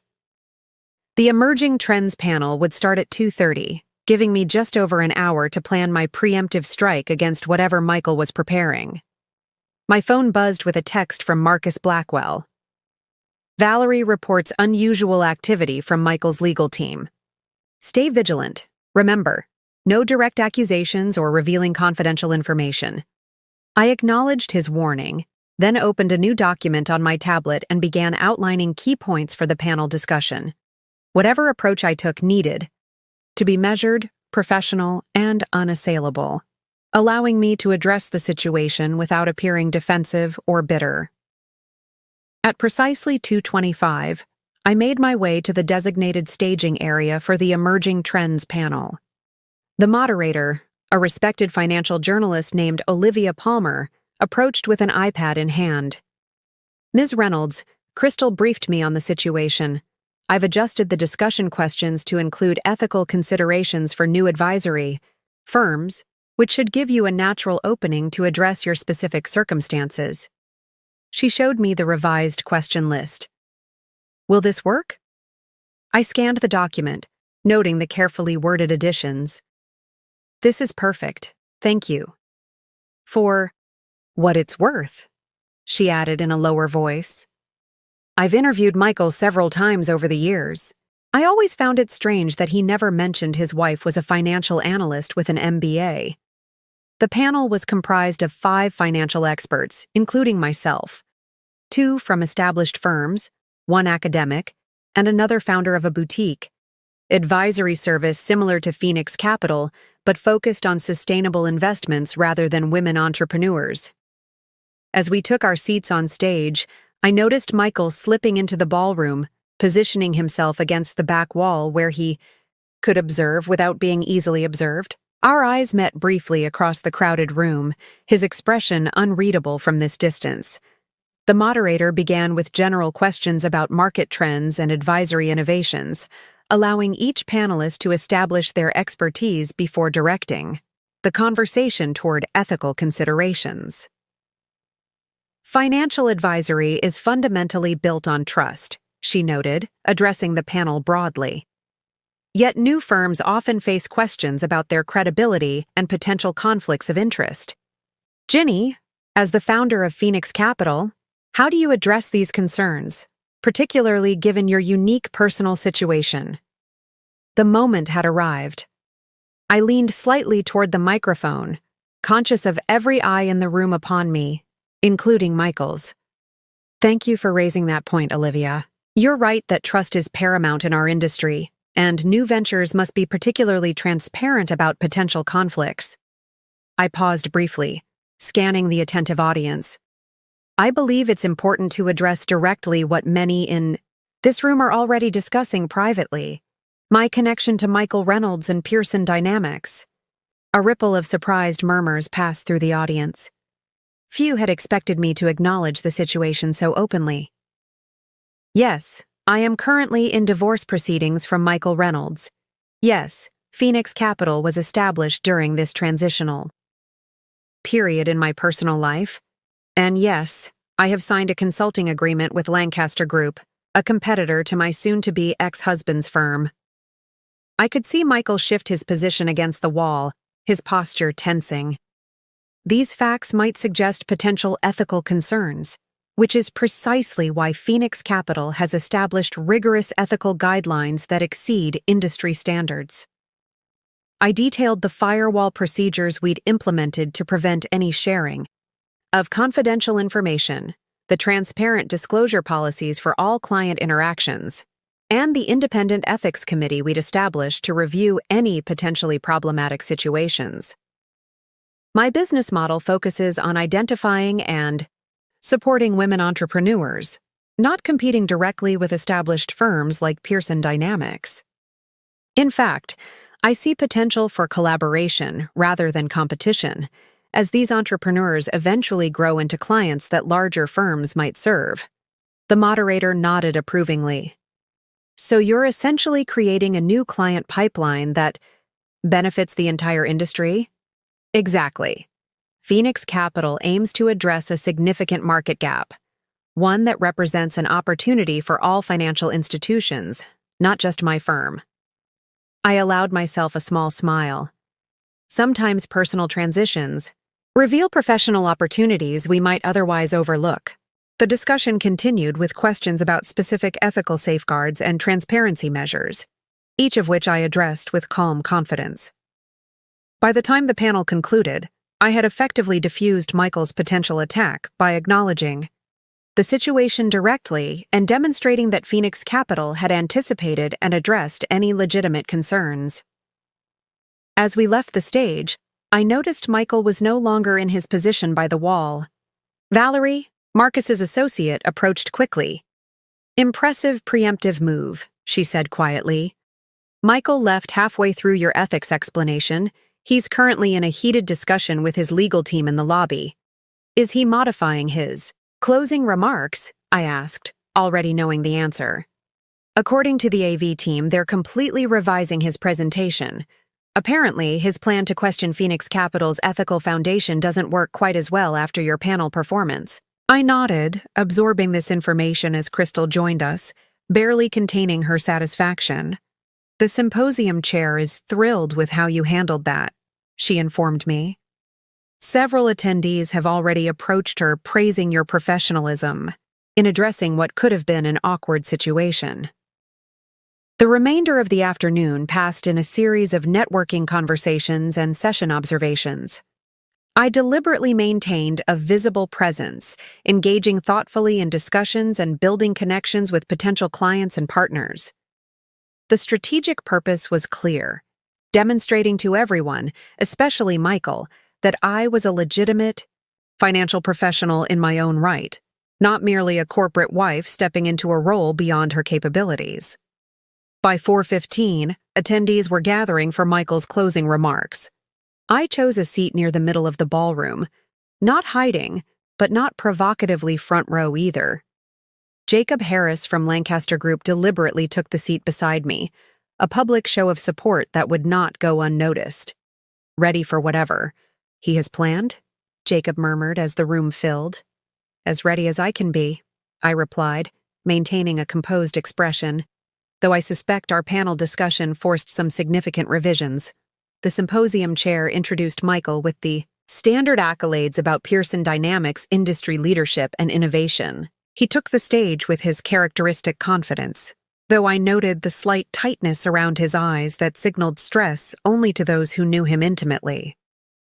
"Thank you for that generous introduction," Michael began, his voice smooth and controlled. "And thank you to everyone who has participated in today's important discussions about the future of financial advisory services." He launched into prepared remarks about industry trends and challenges, noticeably avoiding any direct reference to Phoenix Capital or our personal situation. The presentation was polished and informative, but distinctly impersonal, a sharp contrast to his usual charismatic style. As he concluded his formal remarks, Michael paused, scanning the audience until his gaze found mine. Something flickered in his expression. Something almost like respect, quickly masked by professional detachment. "Before we close," he said, his voice taking on a more personal tone, "I want to acknowledge one of today's earlier speakers, Ginny." Reynolds highlighted a significant gap in our industry's approach to women entrepreneurs, a perspective that challenges us to reconsider established practices. I maintained a neutral expression, aware of Jacob tensing slightly beside me. This was not what we had expected. While Phoenix Capital and Pearson Dynamics may approach the market differently, Michael continued, I believe there's value in fresh perspectives that push our industry to evolve. After all, innovation rarely comes from comfortable consensus. The audience murmured with surprise at this unexpected diplomatic approach. I kept my face carefully composed, though inwardly I was analyzing every word for hidden barbs or strategic positioning. I look forward to seeing how these new approaches develop, he concluded smoothly. Thank you all for your attention and engagement today. The applause was enthusiastic but tinged with confusion. Many had anticipated drama given the rumors circulating about our personal situation. Instead, Michael had offered a professionally generous acknowledgement that neither embraced nor attacked Phoenix Capital. As attendees rose for the networking reception, Jacob leaned closer. Well played by both of you. He couldn't attack without seeming petty after your panel performance, so he opted for the high road. For now, I agreed, gathering my materials. The real battle is still happening through our attorneys. The reception area was elegantly arranged with high cocktail tables, past hors d'oeuvres, and strategically placed bars ensuring consistent circulation among attendees. I accepted a glass of champagne and prepared for the inevitable networking conversations, positioning myself near a group of venture capitalists who had shown particular interest during my keynote. I was deep in discussion about Phoenix Capital's evaluation metrics for women-led startups when I felt a presence at my shoulder. Without turning, I knew it was Michael. The subtle cologne he favored, and the particular quality of silence that fell over our immediate vicinity announced his arrival as clearly as a herald's trumpet. Ginny, he said simply, his voice carefully modulated to convey nothing beyond professional courtesy. Impressive keynote this morning. I turned to face him, equally composed. Thank you, Michael. Your closing remarks were quite diplomatic. We've always been better at public performance than private communication, haven't we? The question held a hint of genuine reflection beneath its polished surface. Around us, financial professionals pretended not to eavesdrop while hanging on every word of this unexpected interaction between estranged spouses at the center of industry, gossip. Perhaps that's been part of the problem, I acknowledged, keeping my tone even. Speaking of communication, I believe our attorneys are handling the necessary discussions now. Michael's smile didn't reach his eyes. Yes, the lawyers. Always so efficient at translating human relationships into contractual disputes. He glanced around at our attentive audience before continuing in a lower voice. Lancaster Group, Ginny? Really? Of all the potential partners you could have chosen? They recognized Phoenix Capital's value immediately, I replied simply, and they've been refreshingly supportive of my professional capabilities. Something flashed in Michael's eyes, regret, perhaps, or realization. Before he could respond, Jacob Harris appeared at my side with impeccable timing. Ginny, there's someone I'd like you to meet. The CFO of Westland Ventures is interested in discussing potential collaboration. He nodded cordially to Michael. Reynolds, excellent closing remarks. Very diplomatic. The subtle emphasis wasn't lost on Michael, whose jaw tightened almost imperceptibly. Harris, I see Lancaster is wasting no time capitalizing on personal situations. Not at all, Jacob replied smoothly. We're simply recognizing exceptional talent, something Pearson might have benefited from doing sooner. He turned to me. Shall we? Westland doesn't make themselves available often. I nodded, offering Michael a polite smile. If you'll excuse me. I'm sure our attorneys will be in touch. As Jacob led me away, I could feel Michael's gaze following us across the room. This public interaction had established the new professional dynamic between us. Courteous, but distant, with the undercurrents of our personal conflict carefully contained beneath a veneer of business etiquette. Round 1 to Phoenix Capital, Jacob murmured as we approached the Westland executives, but Michael Reynolds isn't known for accepting defeat gracefully. This wasn't about winning or losing, I corrected him quietly. It was about establishing Phoenix Capital as a legitimate entity independent of my personal situation. And you've done that brilliantly, Jacob agreed. Now comes the real challenge, delivering on the promises your keynote made. The financial world is watching, Ginny. What will Phoenix Capital show them? It was a fair question, perhaps the most important one. I had successfully navigated the symposium, neutralized Michael's potential attack, and introduced Phoenix Capital to the financial community. But speeches and panels were just the beginning. Now came the real work of building a successful advisory firm that could truly change how women entrepreneurs accessed capital. As the evening progressed, I moved purposefully through the reception, collecting business cards, scheduling follow-up meetings, and solidifying connections with potential clients and partners. Each conversation represented another thread in the professional network I was weaving. A network entirely my own, not borrowed from or dependent on Michael's position. By the time the reception concluded, I had accumulated more promising contacts in one day than Michael had introduced me to in 12 years of marriage. The irony wasn't lost on me. His dismissal of my professional capabilities had ultimately forced me to prove them in the most public and dramatic way possible. Outside the hotel, Olivia was waiting with our car, eager for details about the day's events. As we drove away from the Wellington, I caught a glimpse of Michael standing alone by the valet station, watching our departure with an unreadable expression. "So," Olivia prompted once we were underway, "how did it go? Crystal texted me that you completely neutralized Michael's planned attack." "It went surprisingly well," I admitted, finally allowing myself to relax slightly. "Phoenix Capital is officially on the map. We have meetings scheduled with 3 venture capital firms, a potential partnership with Westland Ventures, and the Lancaster Agreement is finalized." "And Michael?" I considered the question, remembering the complex emotions that had flickered across his face during our brief interaction. "Michael is recalculating. For possibly the first time in our relationship, he's seeing me as a professional equal rather than a supportive accessory." "Good," Olivia declared emphatically. "It's about time. Though I'm surprised he didn't fight harder today." "Today was just the public skirmish," I reminded her. "The real battle is happening through our attorneys. Michael won't concede anything valuable without a fight, not the house, not financial assets, and certainly not his professional reputation." As if summoned by this observation, my phone buzzed with a text from Marcus Blackwell.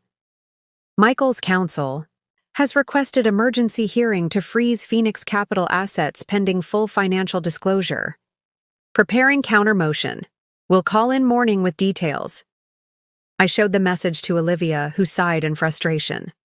"So much for professional courtesy. He's going straight for your business." "Of course he is," I replied, unsurprised. Phoenix Capital represents not just financial independence, but a direct challenge to the narrative he's constructed about me for 12 years. He can't allow it to succeed without admitting he was wrong. "And the Porsche?" Olivia asked. "Any movement on that front?"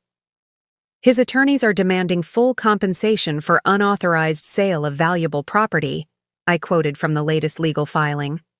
"Marcus is countering with my calculations of foregone career earnings during our marriage." Olivia shook her head in amazement. "When you decided to reclaim your independence, you certainly didn't do it halfway. Half measures never accomplish anything worthwhile," I said, thinking of all the years I'd spent compromising my ambitions to accommodate Michael's. "Sometimes you have to sell the Porsche to fund the future you deserve." The following morning began with an urgent call from Marcus Blackwell, his normally composed voice tinged with rare excitement. "Ginny, you're not going to believe this. Michael's emergency motion to freeze Phoenix Capital's assets has backfired spectacularly." I sat up straighter in Olivia's guest bed, instantly alert. "What happened?" "Judge Harriman is presiding over your case. She's known for her strong views on financial independence in divorce proceedings. She not only denied Michael's motion, but issued a strongly worded statement about the importance of supporting entrepreneurial endeavors during marriage dissolution." I could hardly believe what I was hearing. "So Phoenix Capital's assets are protected?" "Better than that," Marcus continued. "The judge has specifically prohibited Michael from taking any actions that might interfere with your business operations or relationships. He's essentially been legally barred from undermining Phoenix Capital in any way." Relief washed over me, followed quickly by vindication. "That's incredible news." "There's more," Marcus added. "Judge Harriman has expedited the financial discovery process. Michael's team has 7 days to provide complete disclosure of all Pearson Dynamics holdings and his personal assets." The implications were significant. Michael had always been secretive about certain aspects of his finances, particularly his offshore investments and the exact structure of his ownership stake in Pearson Dynamics. Expedited discovery would force transparency he'd likely been hoping to avoid. "Has Michael's attorney responded?"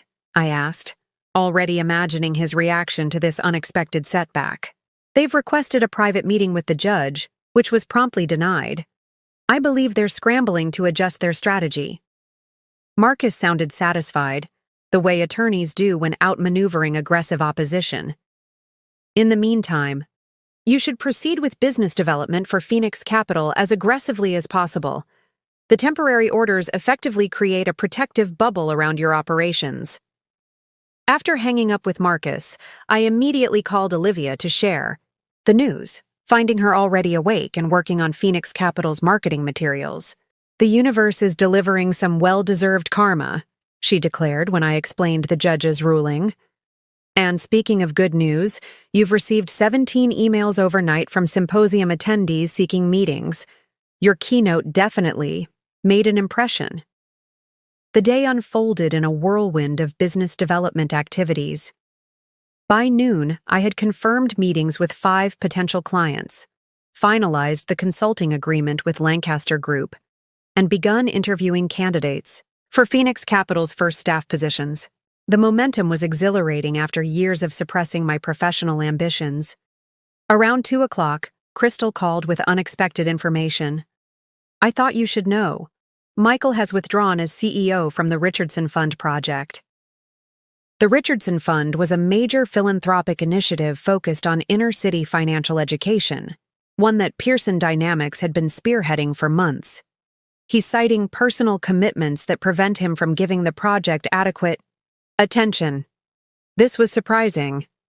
The Richardson Fund had been Michael's pet project, a prestigious appointment that enhanced both his personal brand and Pearson Dynamics' reputation for corporate social responsibility. "That's not like Michael," I observed.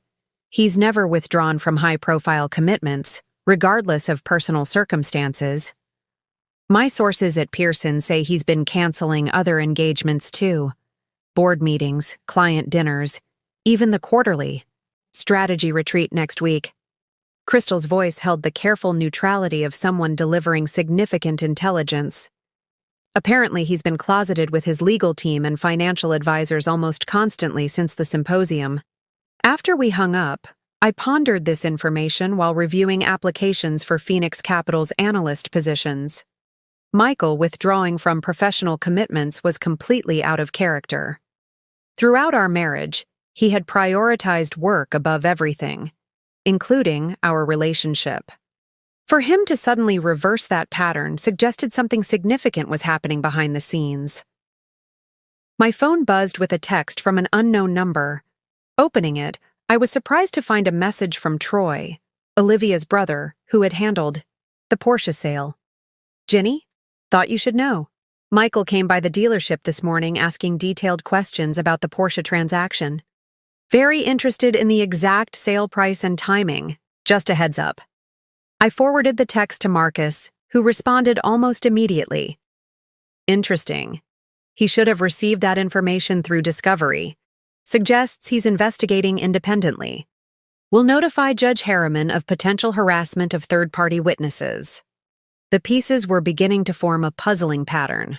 Michael withdrawing from professional commitments, investigating the Porsche sale outside proper legal channels, meeting continuously with his legal and financial teams. Something wasn't adding up. That evening, as Olivia and I were celebrating the successful first week of Phoenix Capital over takeout in her apartment, my phone rang with a call from Gracie, Michael's executive assistant. "Ginny?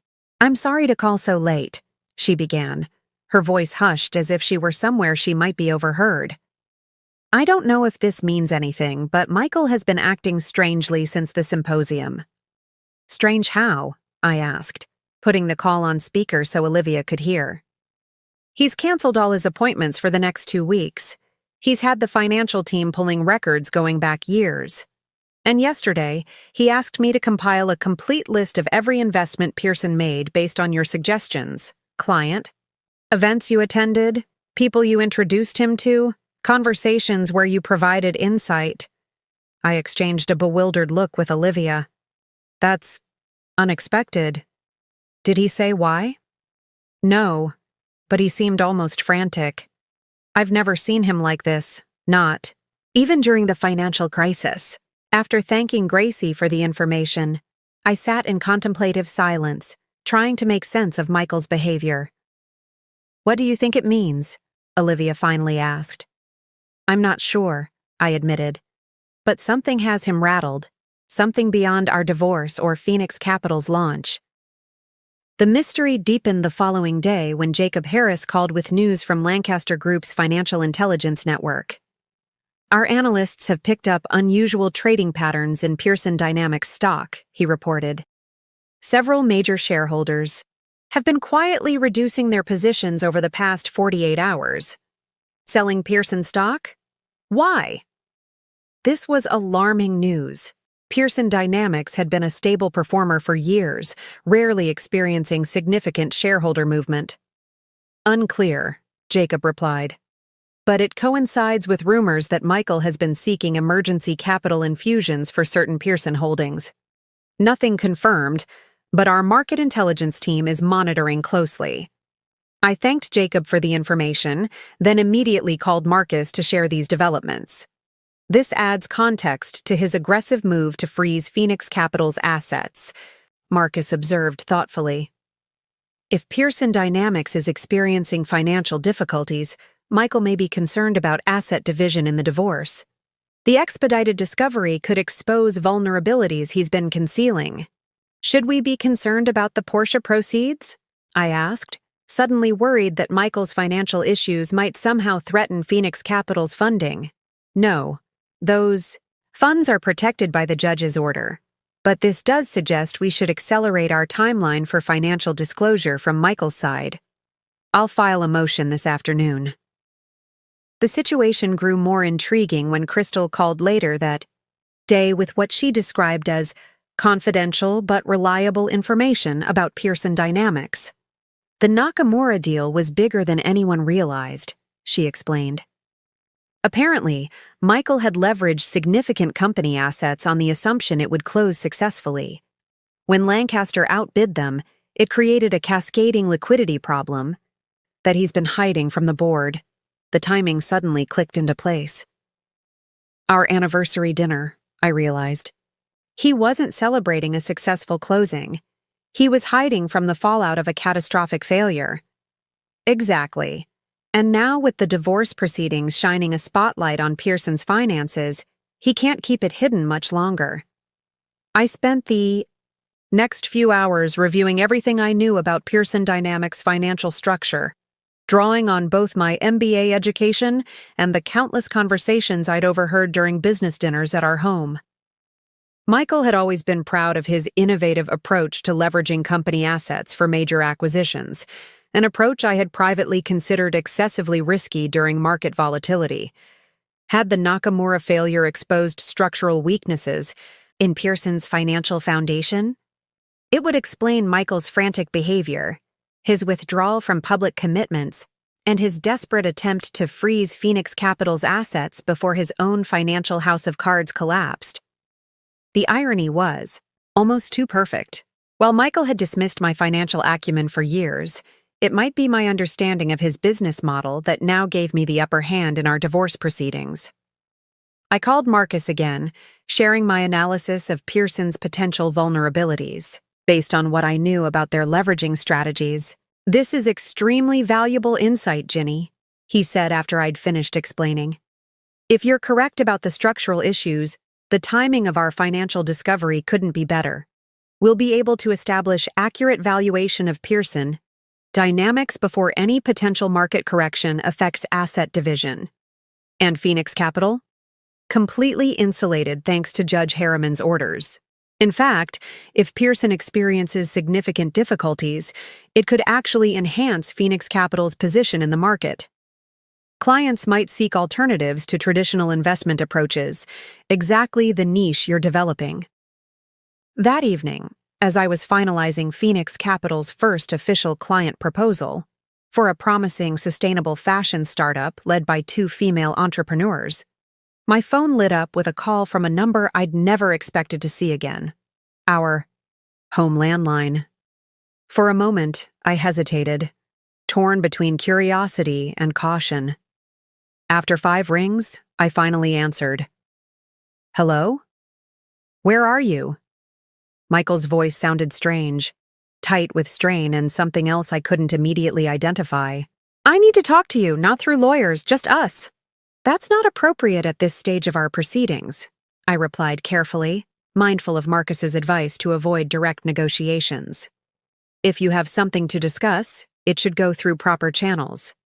"Damn it, Ginny, this isn't about the divorce." The unusual edge in his voice sharpened. "This is about—" He stopped abruptly. "I need 15 minutes. Face to face, please." The please caught me off guard. In 12 years of marriage, I could count on one hand the number of times Michael had genuinely pleaded for anything. "Why?" I asked simply. There was a long pause, then, "Because you were right. About everything. About Pearson's leveraging strategy. About the risks I've been taking. About a lot of things." I absorbed this unexpected admission in silence, trying to determine if it was genuine contrition or strategic maneuvering. "If this is about financial disclosure, Marcus has already—" "It's not about the legal proceedings," he interrupted. "It's about preventing a complete disaster, the kind that affects more than just us. Employees, clients, investors. I need your insight." Just once more, something in his tone, a vulnerability I'd never heard before, made me reconsider my automatic refusal. Michael Reynolds did not admit weakness or ask for help. For him to do so now suggested a truly desperate situation. "Tomorrow morning," I decided. "The cafe at the Westbrook Hotel, 8 a.m. 15 minutes, as you said." "Thank you," he replied, genuine relief evident in his voice. "And Ginny, come alone. No lawyers, no Lancaster representatives, just you." After he hung up, I sat motionless, contemplating this unexpected development. Michael acknowledging I was right about anything, let alone everything, was unprecedented. Something significant had changed since the symposium, something beyond our divorce or Phoenix Capital's launch. I called Marcus to inform him of the meeting, despite Michael's request for secrecy. "This is highly irregular," Marcus warned. "Meeting without counsel present could compromise our position." "I understand the risks," I assured him, "but I'm curious about what's happening with Pearson Dynamics. This could provide valuable intelligence for our proceedings. If you insist on going, keep it brief and reveal nothing about Phoenix Capital's operations or our legal strategy. And Ginny—" His tone grew more serious. "Be careful. Desperation makes people unpredictable, even someone as controlled as Michael." Reynolds. After hanging up, I received a text from Crystal. "Urgent news. Pearson Dynamics board calling emergency meeting tomorrow afternoon. Highly unusual. Watch yourself with Michael. The pieces were falling into place, revealing a picture I hadn't anticipated when I sold the Porsche to fund Phoenix Capital. Michael wasn't just fighting our divorce or my professional emergence. He was battling for his corporate survival. The irony was almost too perfect. While I had been building Phoenix Capital from the ground up, Michael's carefully constructed business empire was potentially crumbling due to exactly the kind of reckless leveraging I had cautioned against during our marriage. As I prepared for bed in Olivia's guest room, I couldn't help but wonder what tomorrow's meeting would reveal. Michael had always been a masterful strategist. Was this genuine desperation or another calculated move in our ongoing chess match? Either way, I would approach our meeting with the same clear-eyed pragmatism that had guided Phoenix Capital's creation. Michael might have finally recognized my financial acumen, but that didn't mean I would allow him to use it at my expense. The woman who had once subordinated her ambitions to his convenience no longer existed. In her place stood the founder of Phoenix Capital, ready to listen, but no longer willing to sacrifice her interests for his benefit. Sleep eluded me that night despite my exhaustion. I lay awake in Olivia's guest room, staring at the ceiling as I mentally prepared for my meeting with Michael. What could be so dire that he would reach out directly, bypassing our attorneys and admitting he needed my help? The Michael I knew would rather suffer in silence than acknowledge any weakness, particularly to me. Around 3 a.m., I gave up on sleep altogether and moved to the living room with my laptop. If I was going to meet Michael in 5 hours, I wanted to be fully informed about Pearson Dynamics' current situation. I searched financial news sites, investment forums, and business blogs for any hints of trouble. The public information revealed nothing alarming. Stock prices had dipped slightly, but not dramatically, and there were no official announcements of restructuring or leadership changes. Whatever was happening remained behind closed doors for now. I shifted my focus to what I personally knew about Pearson's financial structure, particularly their approach to leveraging assets for major acquisitions. Michael had always favored an aggressive strategy, using existing client accounts as collateral for expansion moves. It was legally permissible, but ethically questionable, and extremely risky if a major deal fell through. Like the Nakamura deal, a theory began forming in my mind, one that connected Michael's increasingly erratic behavior, the emergency board meeting, and his desperate outreach to me. I opened a new document and began mapping out possible scenarios, drawing on my MBA, training, and years of overhearing Michael's business discussions. By dawn, I had developed a plausible hypothesis about Pearson Dynamics' current crisis, one that would explain why Michael suddenly valued my financial insight after years of dismissing. Yet I showered and dressed with particular care, choosing a sleek charcoal suit that conveyed authority without flashiness. Today wasn't about impressing Michael, but about meeting him as an equal, professionally, intellectually, and strategically. Olivia emerged from her bedroom as I was applying the finishing touches to my makeup. "You look ready for battle," she observed, yawning as she headed for the coffee maker. "More like a high-stakes negotiation," I replied, checking my reflection one final time. Michael doesn't ask for help unless he's truly desperate, which means he'll be vulnerable, but also potentially unpredictable. "Be careful," Olivia cautioned, echoing Marcus's warning from the previous evening. Michael's never handled vulnerability well, and he's had his entire world upended in the span of a week.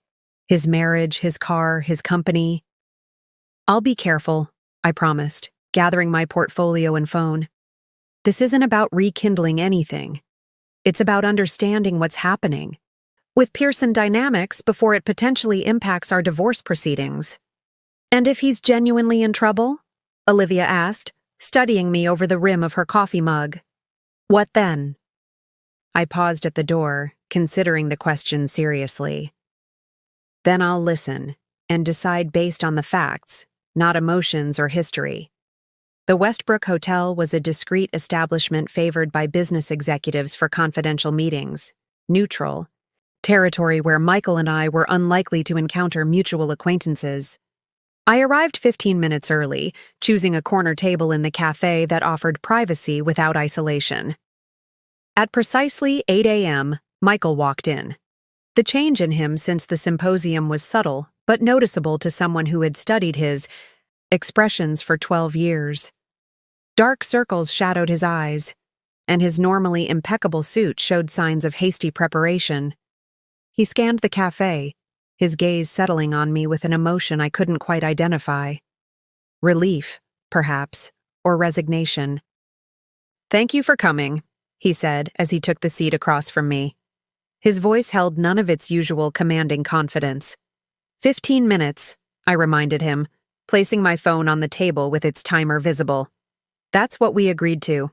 He nodded, accepting the boundary. "I'll get straight to the point. Pearson Dynamics is facing a liquidity crisis following the Nakamura failure. The leveraging strategy I've used for expansion has created a vulnerability that could trigger a cascading collapse if certain conditions align." I maintained a neutral expression, though inwardly I was startled by his bluntness. "Why tell me? This? It seems like information that should remain confidential within Pearson, because you warned me about this exact scenario 3 years ago, at the Harrington dinner." He ran a hand through his hair, a gesture of frustration I'd rarely seen from him. "Remember? You said my approach to collateralizing client accounts for acquisition leverage was creating a house of cards." The memory surfaced immediately. A conversation after one of Michael's business dinners where I'd cautiously suggested his leveraging strategy seemed dangerously exposed to market fluctuations. He'd dismissed my concerns with patronizing amusement, assuring me that, "This is how modern finance works, babe." "I remember," I acknowledged. "But I still don't understand why you're telling me now.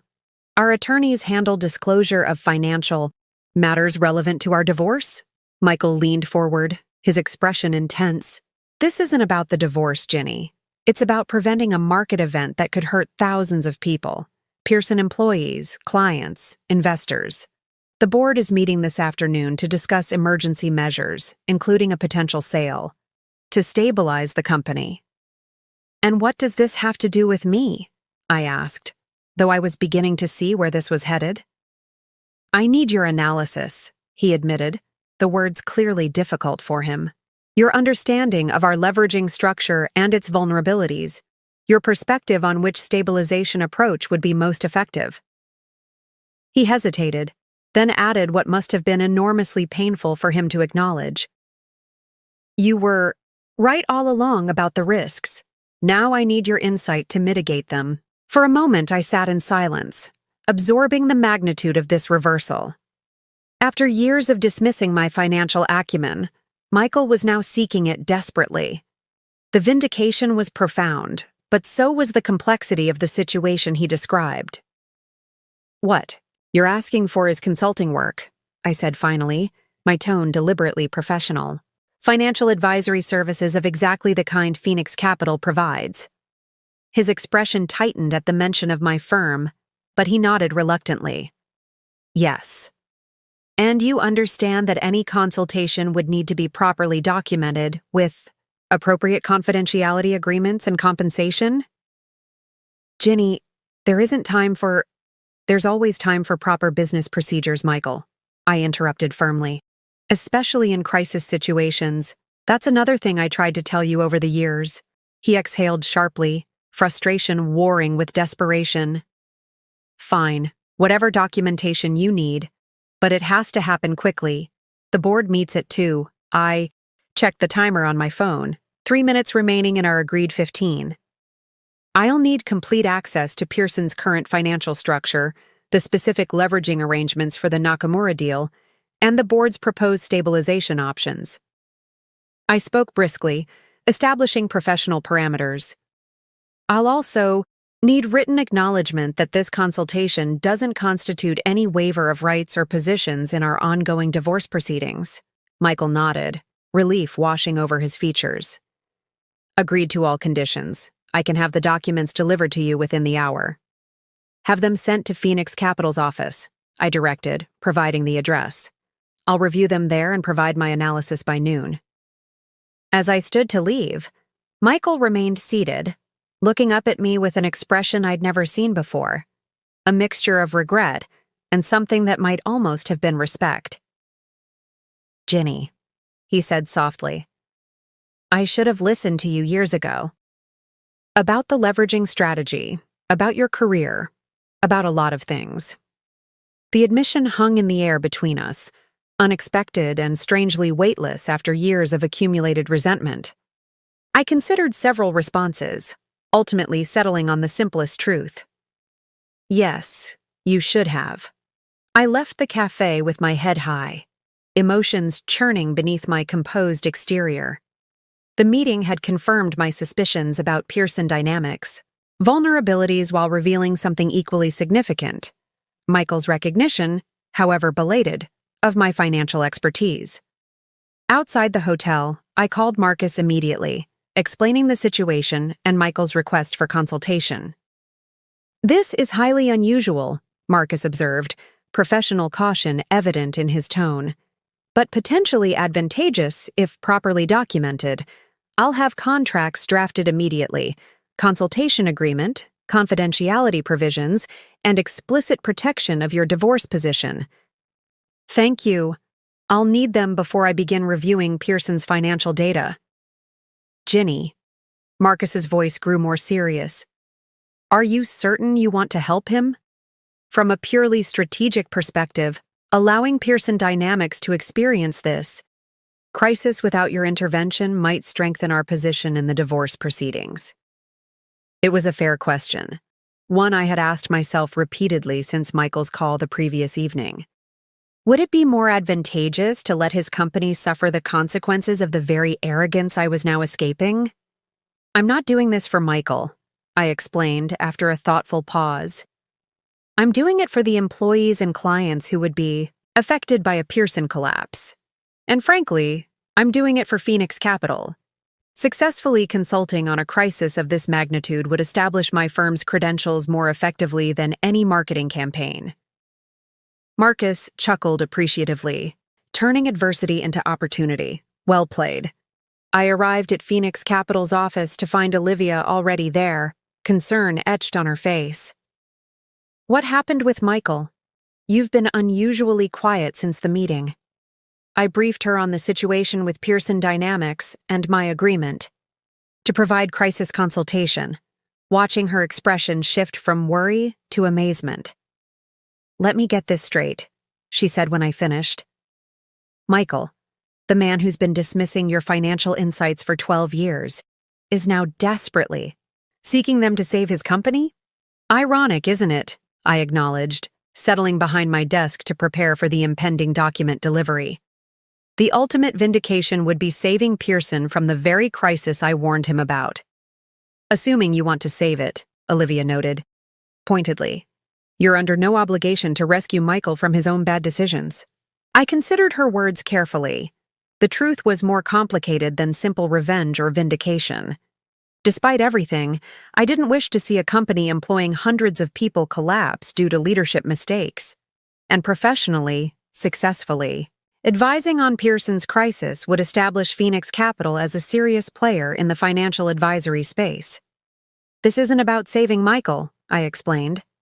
"It's about demonstrating exactly what he's been dismissing all these years: my capability to analyze complex financial structures and develop effective solutions. Phoenix Capital's entire business model is based on recognizing undervalued assets and potential. If I can identify a viable path forward for Pearson Dynamics, it proves our methodology works." Olivia studied me for a moment, then nodded slowly. "Using Michael's crisis to validate your business approach. That's either brilliant strategy or remarkable forgiveness." "Strategy," I confirmed without hesitation, though not against Michael. Personally, against the systemic undervaluation of women's financial acumen that he represents. At 9:30, a courier arrived with sealed document cases bearing Pearson Dynamics logo and explicit confidentiality warnings. Simultaneously, Marcus's assistant delivered the consultation agreements he had promised. I signed the legal documents first, ensuring that my position in the divorce proceedings was protected regardless of the outcome of my consultation.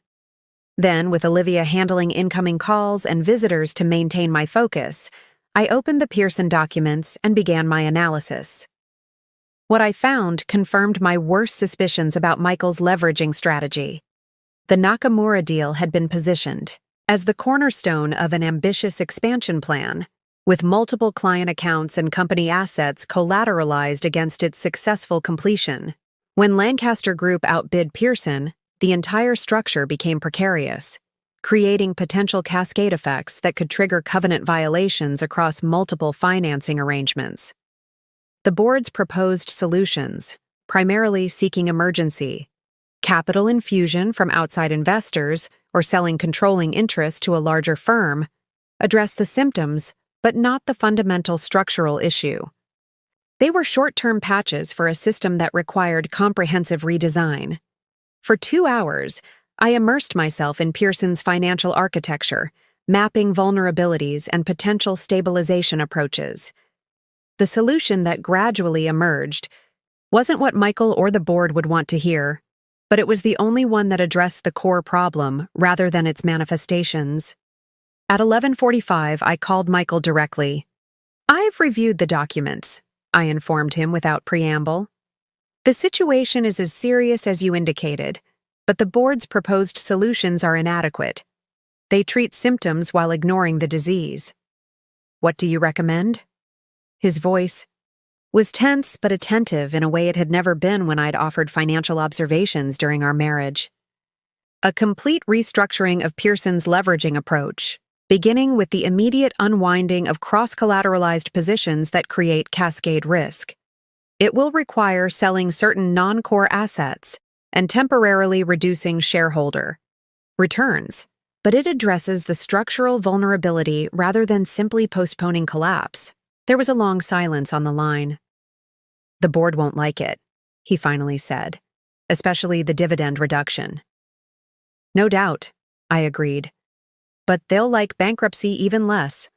I'm sending my complete analysis now, including implementation, steps, and projected timelines. The key is transparency with major stakeholders. Attempting to conceal the restructuring will only trigger the market panic you're trying to avoid." "Transparency has never been Pearson's strong suit," Michael noted with unexpected self-awareness. "Perhaps that's part of the problem," I suggested, keeping my tone professional despite the personal implications.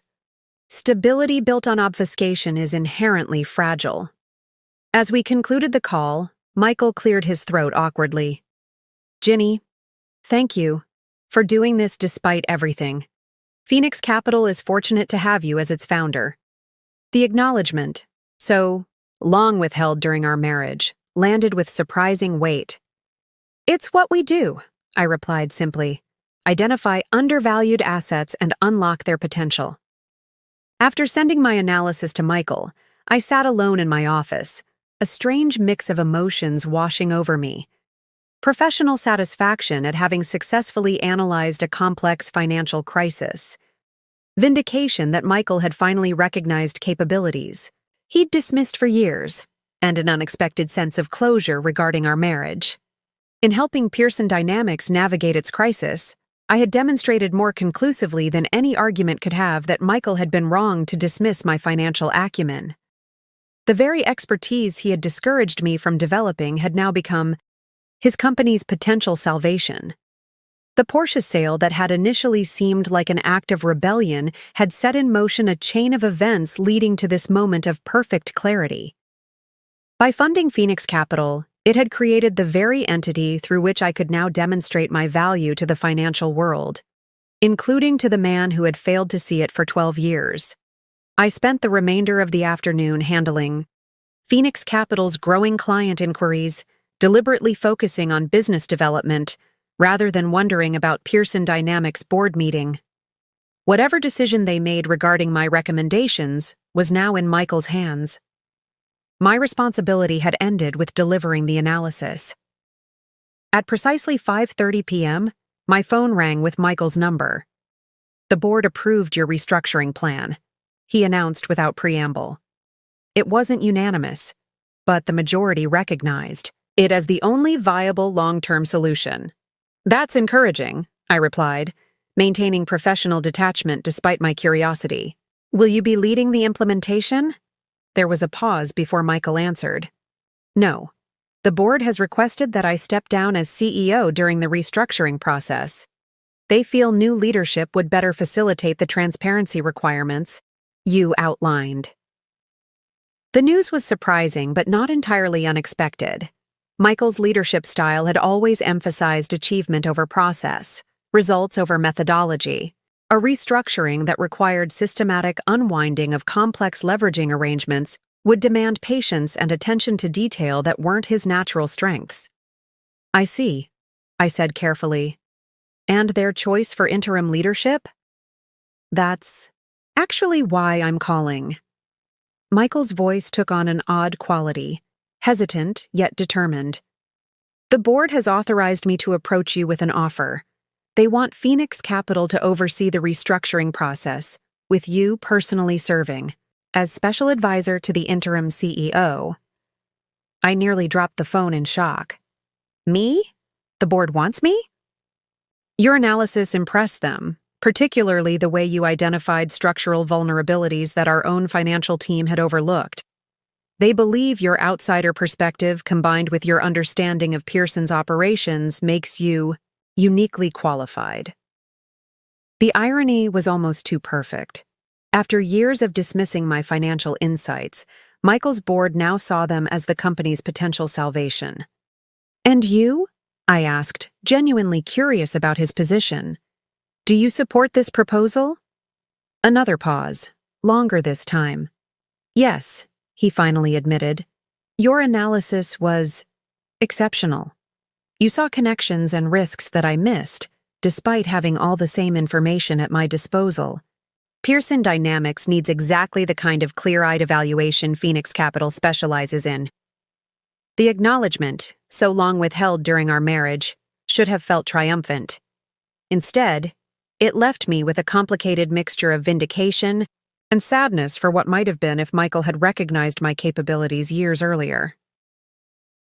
I'll need to discuss this with my team, I replied, keeping my tone businesslike.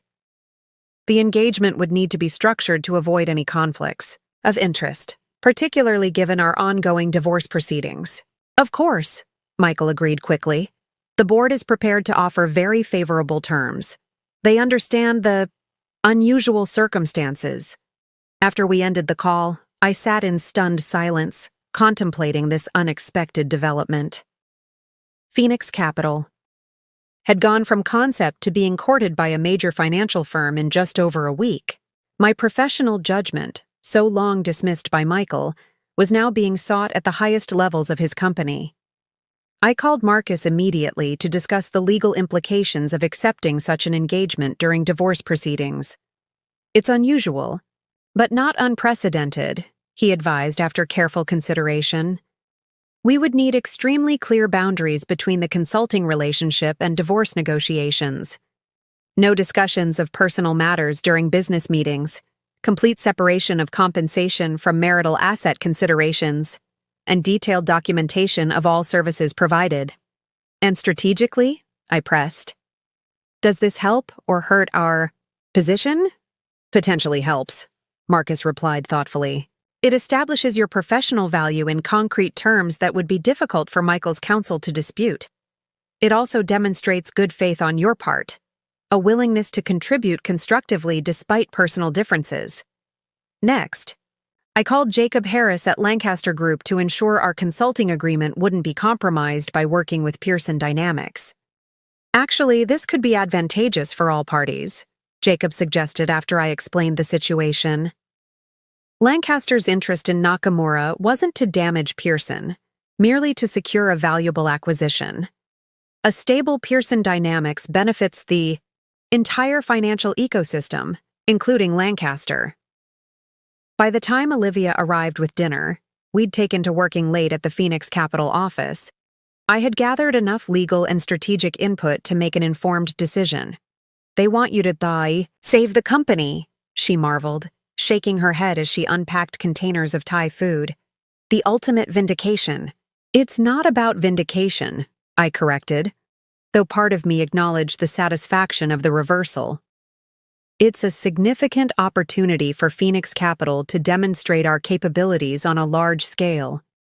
The restructuring would establish our firm as a serious player in financial advisory. Plus, Olivia added with a hint of mischief, you'd be Michael's boss, essentially. I laughed despite myself. Technically, I'd be advising the interim CEO, not directing Michael, though he would be implementing recommendations from the firm he once dismissed as unnecessary. Poetic justice, Olivia declared, raising her water glass and a mock toast to the car that funded the company that saved the company.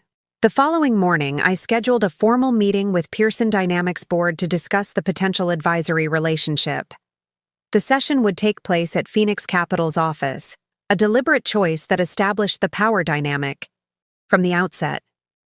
They were coming to me, not vice versa.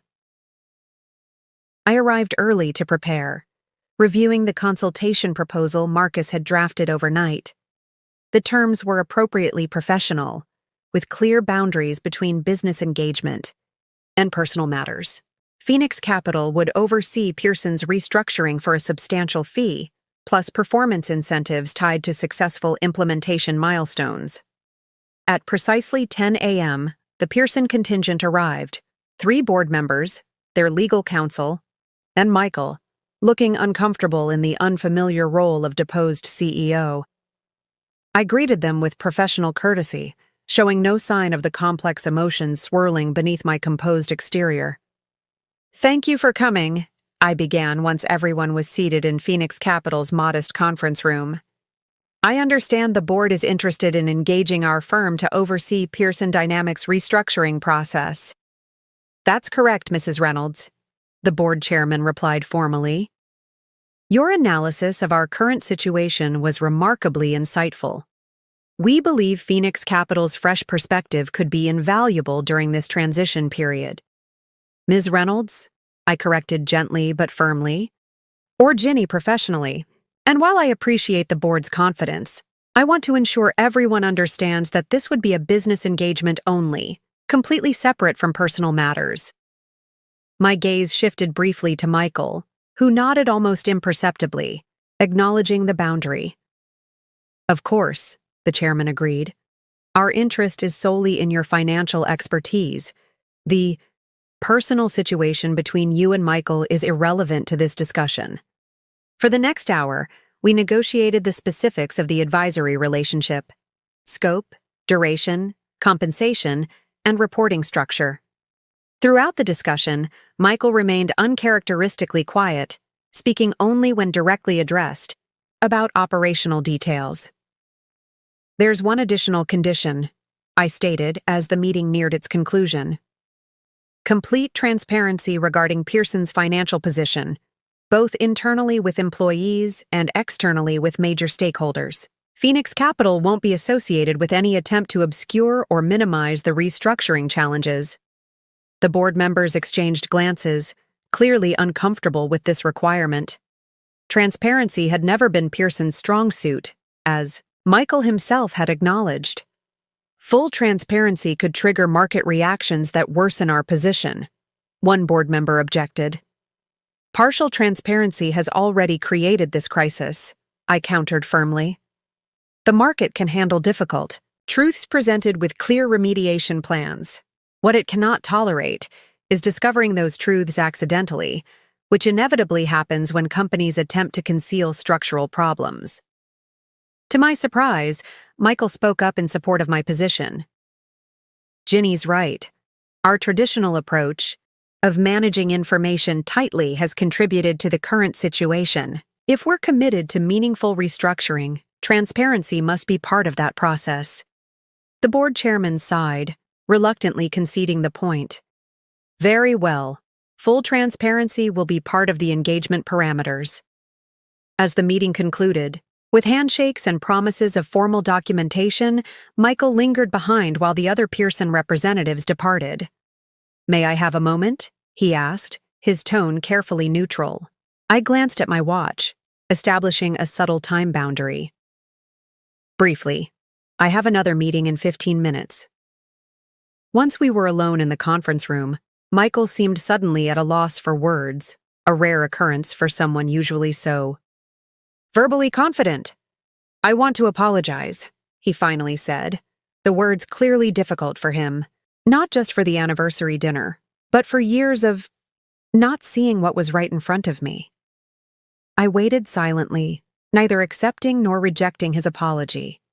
When I received your analysis yesterday, he continued, it was like seeing a completely different person emerge from someone I thought I knew intimately.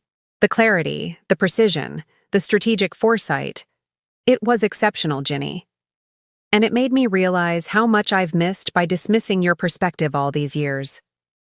The acknowledgement, so long withheld, landed with unexpected weight. For a moment, I allowed myself to imagine an alternate timeline where Michael had recognized my capabilities years ago, where we had built something meaningful together as true partners rather than as success story and supportive spouse. Thank you for saying that, I replied simply. It means something to hear it, even now. Is there any chance? He began, then stopped, reformulating his question. The divorce proceedings, are they definitive?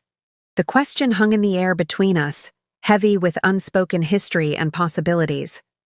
I considered it seriously, giving his inquiry the thoughtful reflection it deserved. Yes, I said finally, my voice gentle but resolute.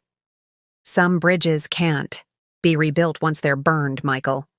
Too many anniversaries missed, too many dreams deferred, too many capabilities dismissed. Phoenix Capital exists because you consistently undervalued what I could contribute. That fundamental pattern doesn't change with one moment of crisis-induced recognition. He nodded slowly, accepting the finality of my decision with surprising grace. I understand. For what it's worth, I respect what you've built here. Phoenix Capital is impressive, as are you. We'll work together professionally to stabilize Pearson Dynamics, I assured him, steering the conversation back to safer ground. Phoenix Capital is committed to successful restructuring that protects employees and stakeholders. And after that? He asked. When the restructuring is complete and the divorce finalized? I allowed myself a small smile. After that, we'll be what we perhaps should have been from the beginning. Professional colleagues with separate lives, observing appropriate boundaries and mutual respect. As Michael left, I felt a strange sense of closure. Not the vindictive satisfaction I might have expected when I first sold the Porsche, but something quieter and more profound. In helping save Pearson Dynamics, I wasn't rescuing Michael but demonstrating conclusively that my capabilities had always been real, always been valuable, always been worthy of recognition. The remainder of the day passed in a blur of activity, finalizing the Pearson Advisory Agreement, briefing Phoenix Capital's small but growing team on the engagement, and continuing discussions with potential clients who had approached us following the Women in Finance Symposium. That evening, as Olivia and I celebrated the Pearson contract with a quiet dinner at her apartment, she studied me with curious assessment. You seem different, she observed, more at peace somehow.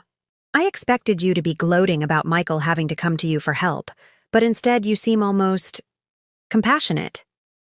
I considered her observation, searching for the right words to explain my complicated emotions. It's not compassion exactly, I clarified. It's the realization that this was never about Michael specifically, but about what he represented, the systematic devaluation of women's capabilities in finance and beyond. Saving Pearson Dynamics isn't about helping him personally. It's about demonstrating conclusively that the perspectives he dismissed are precisely what the industry needs. Using the master's tools to dismantle the master's house, Olivia suggested. More, like using my own tools to build something better, I corrected. Phoenix Capital isn't defined by opposition to traditional finance, but by recognition of overlooked value. whether in women entrepreneurs or restructuring opportunities. My phone buzzed with an email notification, the formal advisory agreement, from Pearson Dynamics, ready for signature. The compensation terms were even more favorable than we'd negotiated that morning, with additional performance incentives for successful restructuring milestones. "They really need you," Olivia noted, reading over my shoulder. "They need what I've always had to offer," I amended. "The capacity to see connections others miss and value what others dismiss." It just took selling Michael's Porsche for them to finally notice. As I signed the agreement, formally establishing Phoenix Capital as Pearson Dynamics' restructuring advisor, I felt the strange symmetry of the situation. The car that Michael had valued above our anniversary dinner had funded the business that would now save his company from the very risks I had warned him about years ago. Sometimes the path to recognition requires dramatic action, like selling a beloved Porsche to fund a dream business.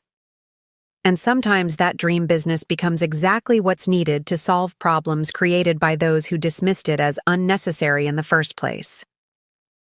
The next few weeks unfolded in a whirlwind of activity as Phoenix Capital began implementing Pearson Dynamics' restructuring plan.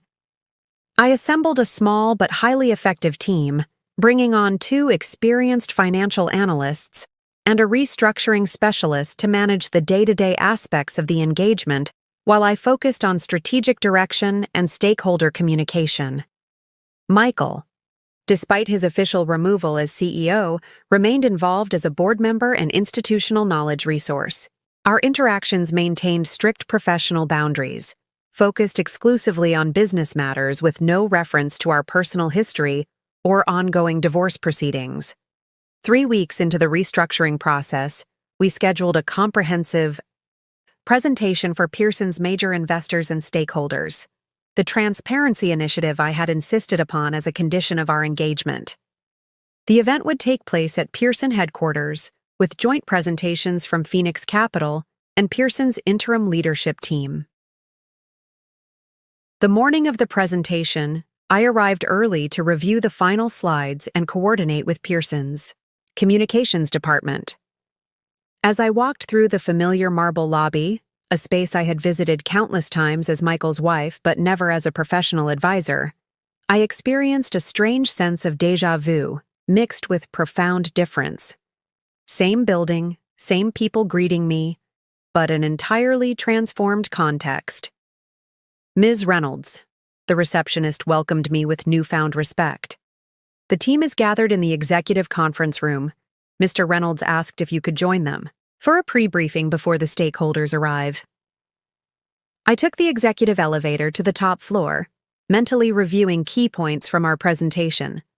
The restructuring plan was progressing well, with initial stabilization measures already improving Pearson's liquidity position. Today's presentation would outline the longer-term structural changes needed to prevent similar crises in the future. The executive conference room buzzed with nervous energy as I entered. Pearson's interim CEO, several board members, and the communications team reviewing talking points and fielding last-minute questions. Michael stood slightly apart, gazing out the floor-to-ceiling windows with an expression of uncharacteristic contemplation. "Ginny," the interim CEO greeted me warmly. "Perfect timing. We were just discussing the Q&A strategy for today's session, particularly regarding Michael's role in the leveraging decisions that created the current situation," clarified one board member, his tone carrying subtle accusation. I glanced at Michael, who continued staring out the window without responding to the implied criticism. This was the aspect of transparency he was struggling with most, acknowledging publicly that his leadership decisions had contributed to Pearson's vulnerabilities. "Our communication strategy remains consistent," I stated firmly. "Complete transparency about past decisions and current remediation without assigning individual blame. This isn't about identifying villains, but about demonstrating systemic corrections." The interim CEO nodded gratefully. "Exactly right.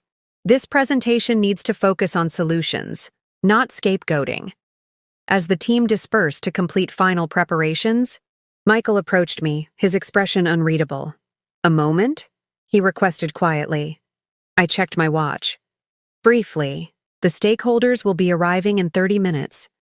He led me to a small side office, closing the door to ensure privacy. "I wanted to thank you," he began awkwardly, "for the way you've handled this situation. You could have used the presentation to highlight my mistakes, but instead, you've kept the focus on structural solutions. Phoenix Capital's reputation is built on solving problems, not assigning blame," I replied professionally. "Personalizing the crisis wouldn't serve anyone's interests, including mine." Michael nodded, accepting this explanation. "Still, I appreciate it." He hesitated, then continued with evident difficulty. "The board has made a decision about permanent leadership once the restructuring is complete. They've asked me to step down permanently." Though not entirely surprising, the news was significant. Michael had built Pearson Dynamics from the ground up, shaping its culture and strategy through sheer force of will. His permanent removal represented the end of an era. "I'm sorry," said, meaning it despite our complicated history. "I know how much Pearson means to you." "It's the right decision," he acknowledged with unexpected self-awareness. "The company needs leadership that values different perspectives and collaborative approaches. That's never been my strong suit, as you know better than anyone." An uncomfortable silence fell between us, heavy with unspoken history and mutual recognition of patterns too deeply established to change. "You're building something remarkable with Phoenix Capital," Michael finally said, his tone carrying genuine respect. "The team, the methodology, the results you're already showing. It's impressive, Ginny. You've accomplished more in a month than most advisory firms do in their first year." The compliment, delivered without qualification or condescension, felt surreal after years of hearing my capabilities subtly minimized. "Thank you," I replied simply. It helps to have been preparing for it, consciously or unconsciously, for the past decade. Something flickered in Michael's expression. Regret, perhaps, or the painful recognition of opportunities missed through his own blindness. "I should have seen it," he admitted quietly. "Your potential, your capabilities, they were always there. I just couldn't see past my own ego to recognize them." This moment, Michael at his most vulnerable, finally acknowledging the fundamental flaw in how he had perceived me, should have felt triumphant. Instead, it carried a bittersweet quality, arriving too late to salvage what we had once been to each other. "We should join the others," I said gently, redirecting us to the professional task at hand. "The stakeholders will be arriving soon." The presentation itself unfolded with precision and transparency. Phoenix Capital's analysis was presented clearly, the restructuring plan outlined in comprehensive detail, and the necessary changes to Pearson's leveraging strategy explained without finger-pointing or blame assignment. When the Q&A session began, however, the focus inevitably turned to leadership accountability. "Mr. Reynolds," one major shareholder addressed Michael directly, "given that these high-risk leveraging strategies were implemented under your leadership, how can investors trust that Pearson has truly learned its lesson?" The room fell silent, all eyes turning to Michael. This was the moment of reckoning.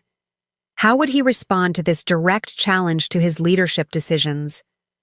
Michael rose slowly, approaching the podium with the confident bearing I had witnessed countless times at corporate events. But as he began speaking, I noticed something different, a humility that had never before characterized his public persona.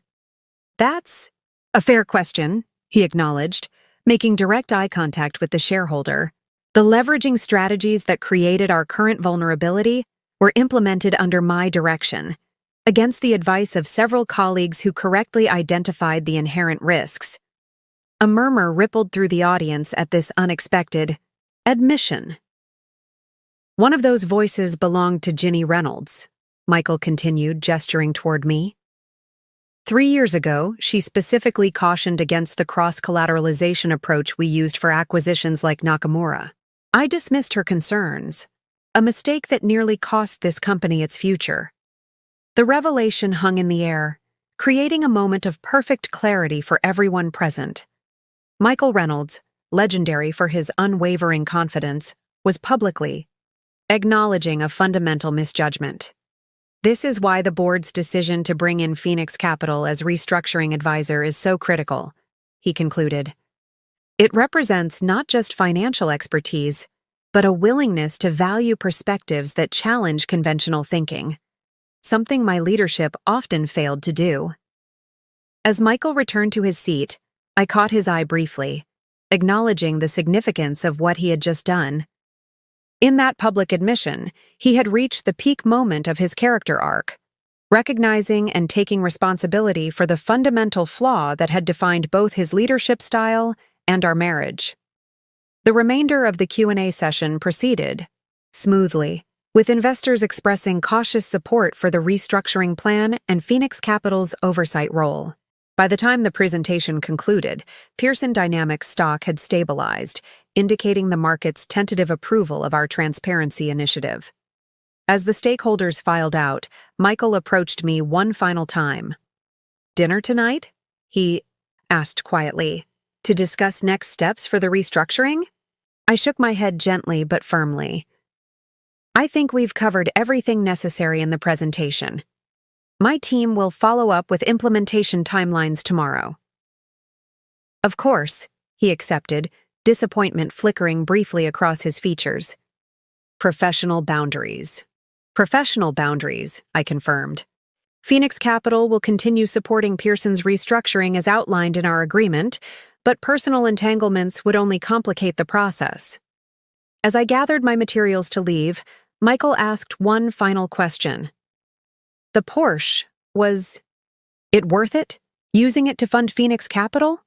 I paused, considering the unexpected query.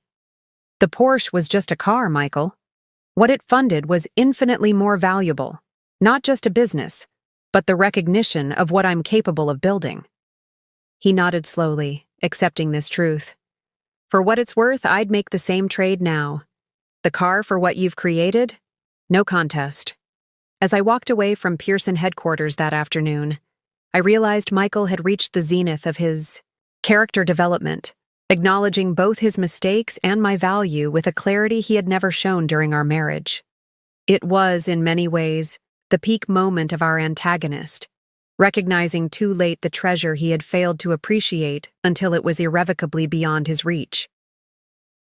The day after the stakeholder presentation, I arrived at Phoenix Capital's office to find an elaborate flower arrangement waiting on my desk. The card simply read, "Thank you for saving what I built while building something even better. M." I placed the flowers on the reception desk for everyone to enjoy. The gesture was thoughtful, but maintaining appropriate boundaries remained, essential for both Phoenix Capital's professional reputation and my own emotional clarity. Olivia arrived moments later, eyeing the flowers curiously. "From Michael?" I nodded, already focusing on the day's agenda. "A thank you for yesterday's presentation, nothing more. And the divorce proceedings? Any movement there?" "Actually, yes." I handed her the document I'd received from Marcus Blackwell the previous evening. "Michael has agreed to an uncontested settlement. Full financial disclosure, equitable asset division, and a clear acknowledgement of Phoenix Capital as my separate property." Olivia's eyebrows rose in surprise. "That's unexpectedly reasonable. No fighting over the Porsche proceeds?" "None. He's acknowledged it as a legitimate business investment, not a vindictive action." I couldn't keep a hint of amazement from my voice. "Marcus says it's the most straightforward, high-net-worth divorce he's handled in 20 years. People can surprise you," Olivia observed thoughtfully. "Even Michael Reynolds." Before I could respond, Jacob Harris from Lancaster Group arrived for our scheduled meeting. As Olivia excused herself, Jacob settled into the visitor's chair with his characteristic directness. "Impressive performance at the Pearson stakeholder presentation," he began. "You've accomplished what many thought impossible, saving the company while maintaining your own firm's independence and integrity. Thank you. It's been an interesting challenge. Which brings me to the purpose of my visit. Jacob leaned forward, his expression shifting to business mode. Lancaster Group would like to expand our relationship with Phoenix Capital beyond the current consulting agreement. We're prepared to offer a substantial investment to help you scale more rapidly. The offer was unexpected, but not entirely surprising. Phoenix Capital's success with Pearson's restructuring had generated significant industry attention. Still, I hesitated, wary of compromising our independence too quickly. What kind of investment are you proposing? $20 million for a 15% non-controlling stake, Jacob replied without hesitation. You maintain majority ownership and complete operational control. We provide capital, connections, and complementary resources. The figure momentarily stole my breath. $20 million was transformative funding, the difference between gradual, organic growth and immediate expansion into a full-service financial advisory powerhouse. That's substantial, I acknowledged. May I ask why Lancaster is interested in such a significant investment? Jacob smiled appreciatively at the direct question. 3 reasons. First, Phoenix Capital's female entrepreneur focus represents a market segment Lancaster has historically underserved. Second, your Pearson restructuring has demonstrated exceptional methodology that complements our own approach. And third, his expression grew more serious. We believe the financial industry needs more firms with your ethical clarity and innovative perspective. As Jacob outlined the proposed investment structure, I found myself reflecting on the extraordinary journey of the past month. What had begun as a simple act of rebellion, selling Michael's prized Porsche after yet another canceled anniversary, had catalyzed a complete transformation of my professional identity and, increasingly, the financial landscape itself. I'll need to review the terms with my team and legal counsel, I told Jacob as our meeting concluded.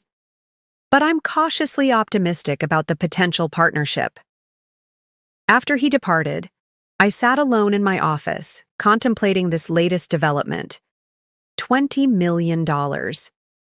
From the sale of a $180,000 car to a multi-million-dollar valuation in just over a month, the trajectory was almost too extraordinary to comprehend. My phone buzzed with a text from Crystal at Meridian Financial. Just heard about Lancaster's offer. Call me before you sign anything. We'd like to discuss alternatives. I smiled, recognizing the beginning of a bidding war for Phoenix Capital's partnership.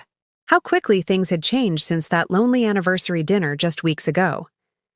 Later that afternoon, Gracie, still Michael's executive assistant at Pearson Dynamics, called with unexpected information. Ginny, I thought you should know.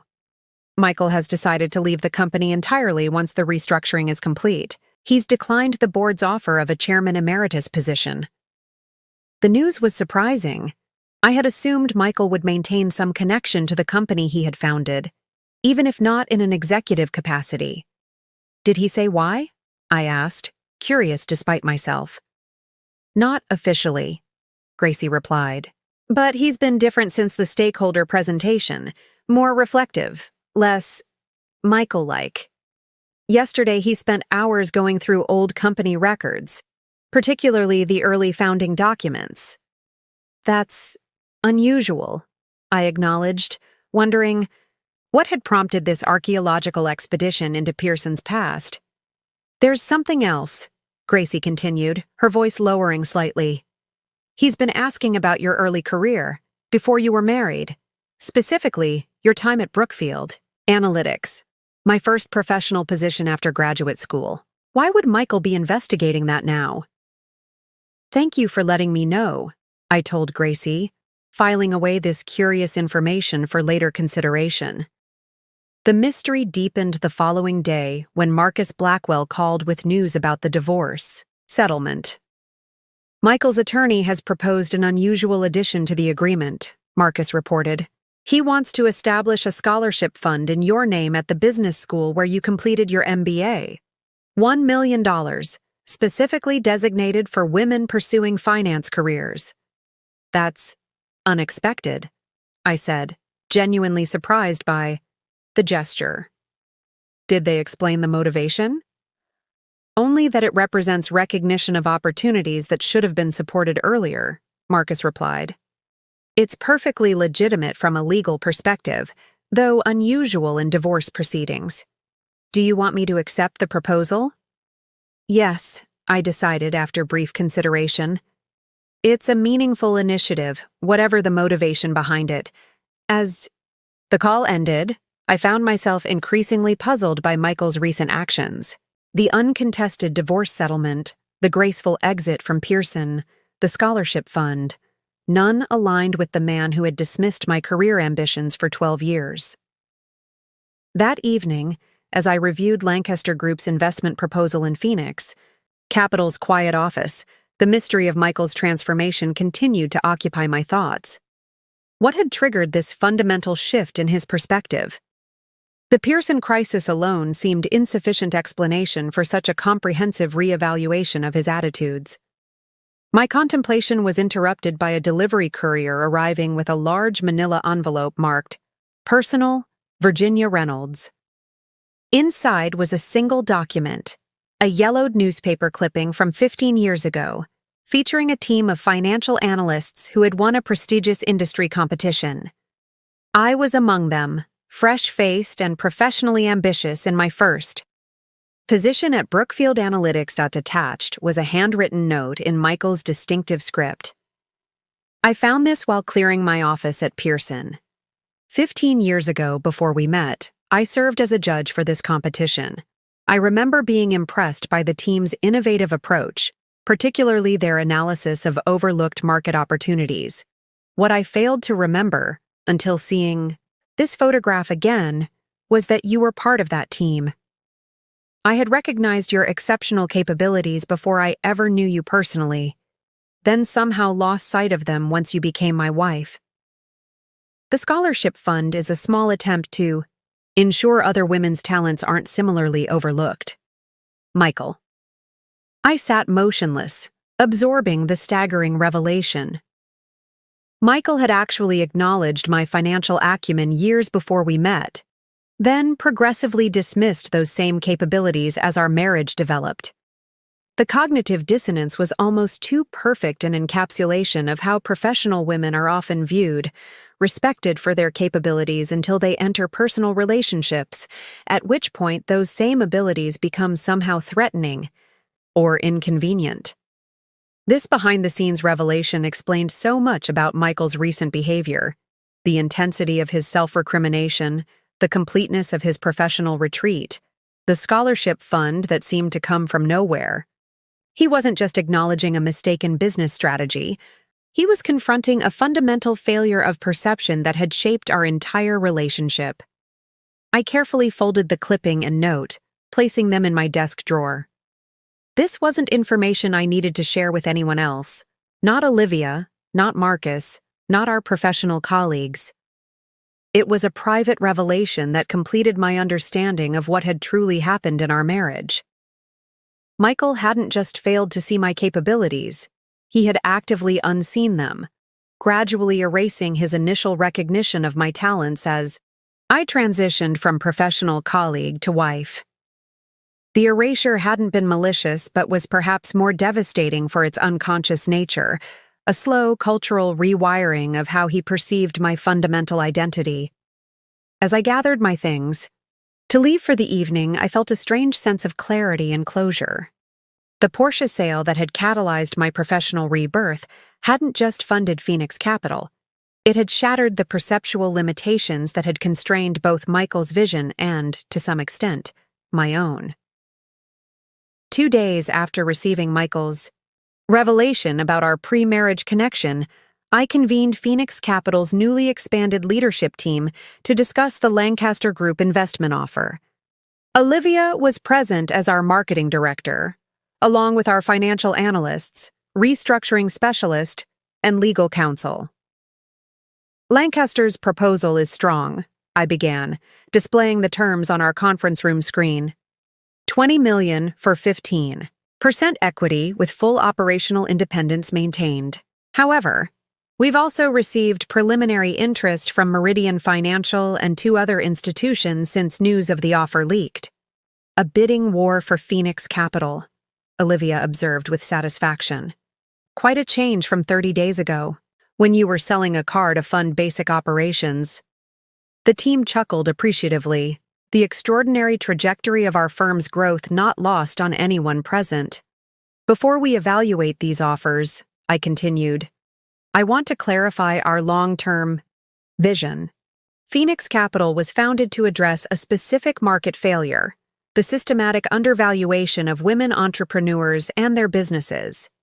Any investment partnership must strengthen that mission, not dilute it.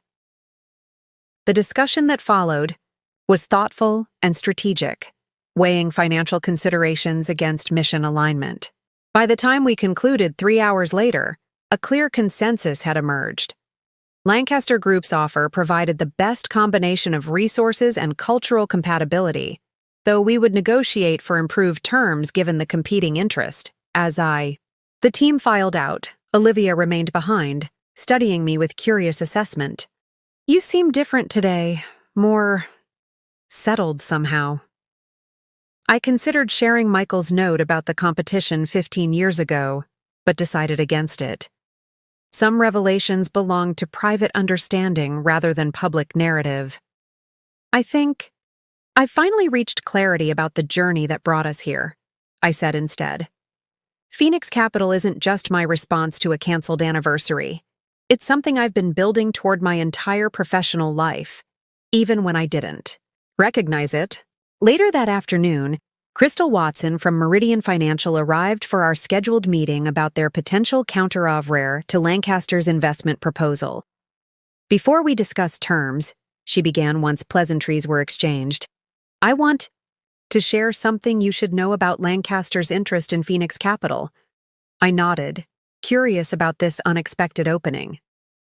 I'm listening. Their acquisition of Nakamura Technologies, the deal that triggered Pearson's crisis, wasn't coincidental, Crystal explained. Lancaster had been monitoring Michael's leveraging strategy for months, deliberately calculating its vulnerabilities. They outbid Pearson specifically to trigger the liquidity crisis that forced him to step down. The revelation was startling, but not entirely surprising. The financial world operated through strategic maneuvers and carefully calculated power plays. What was unexpected was the connection to Phoenix Capital, and their investment offer to us? Part of the same long-term strategy, Crystal confirmed. They recognized your capabilities early, possibly before you even launched Phoenix Capital. Jacob Harris had been tracking your involvement in Michael's business decisions for years, noting how often your social connections yielded profitable client relationships for Pearson. I sat back, absorbing this additional layer of complexity. You're suggesting Lancaster orchestrated this entire situation? The Nakamura deal? Pearson's crisis? Even the timing of their investment offer to Phoenix Capital? Not the entire situation, Crystal clarified. They couldn't have predicted you'd sell Michael's Porsche to fund your firm, or that you'd establish Phoenix Capital with such remarkable speed and effectiveness.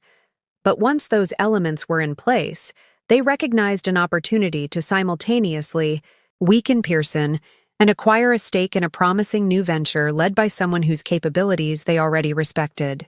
The strategic chess game was more intricate than I'd realized. Lancaster Group hadn't just recognized Phoenix Capital's value after the fact. They had identified my potential long before I had fully claimed it myself. Why tell me this? I asked. Crystal directly. Presumably Meridian has its own strategic interests in countering Lancaster's offer. She smiled appreciatively at my directness. Of course we do, but partnerships should be based on informed decisions. Lancaster sees Phoenix Capital as a valuable chess piece in their larger competitive strategy. Meridian sees you as a transformative force in the financial landscape, one we'd prefer to ally with rather than oppose. As Crystal outlined Meridian's counterproposal, $18 million for 12% equity, plus dedicated resources for women entrepreneur initiatives, I found myself reassessing not just the competing offers, but the entire landscape of alliances, forming around Phoenix Capital, Lancaster, Meridian, even Michael in his own complicated way. All had recognized capabilities in me that had previously been overlooked or dismissed. The question now was which alliance would best serve Phoenix Capital's mission and my own professional vision. After Crystal departed, I received an unexpected call from Troy Bennett, Lancaster's head of acquisitions, requesting an urgent meeting. Curious about this development so soon after Crystal's revelations, I agreed to see him that evening. Troy arrived looking uncharacteristically hesitant for an executive known for his aggressive acquisition strategies. I assume Crystal Watson has shared her interpretation of Lancaster's interest in Phoenix Capital, he began without preamble. She has, I acknowledged, including the suggestion that the Nakamura acquisition was deliberately designed to destabilize Pearson Dynamics. Troy nodded, accepting this disclosure. What she likely didn't share is that I opposed that strategy, precisely because it involved collateral damage to uninvolved parties, Pearson's employees, clients, and yes, even you, though none of us, anticipated your emergence as Phoenix Capital's founder. His candor was surprising, particularly given his position at Lancaster. Why tell me this now? Because alliance decisions should be based on complete information, Troy replied, echoing Crystal's earlier sentiment with uncanny similarity. Yes, Lancaster orchestrated the Nakamura situation to weaken a competitor. Yes, our investment offer to Phoenix Capital serves strategic purposes beyond simple financial returns. But that doesn't invalidate the genuine respect our firm has for what you're building. I studied him carefully, weighing his words against Crystal's warnings and my own assessment of Lancaster's motivations. And your personal position in all this? I believe Phoenix Capital represents something the financial industry desperately needs. A perspective that identifies value where traditional approaches see only risk or insignificance. Troy's expression grew more animated, revealing genuine conviction beneath his corporate exterior. That's why I've advocated internally for complete operational independence in our investment terms. Your vision should drive Phoenix Capital, not Lancaster's strategic objectives. As our conversation continued, Troy shared additional context about Lancaster's approach to the women entrepreneur market, both its historical limitations and its emerging recognition of the opportunity this underserved segment represented. By the time he departed, I had a more nuanced understanding of what alliance with Lancaster might truly entail.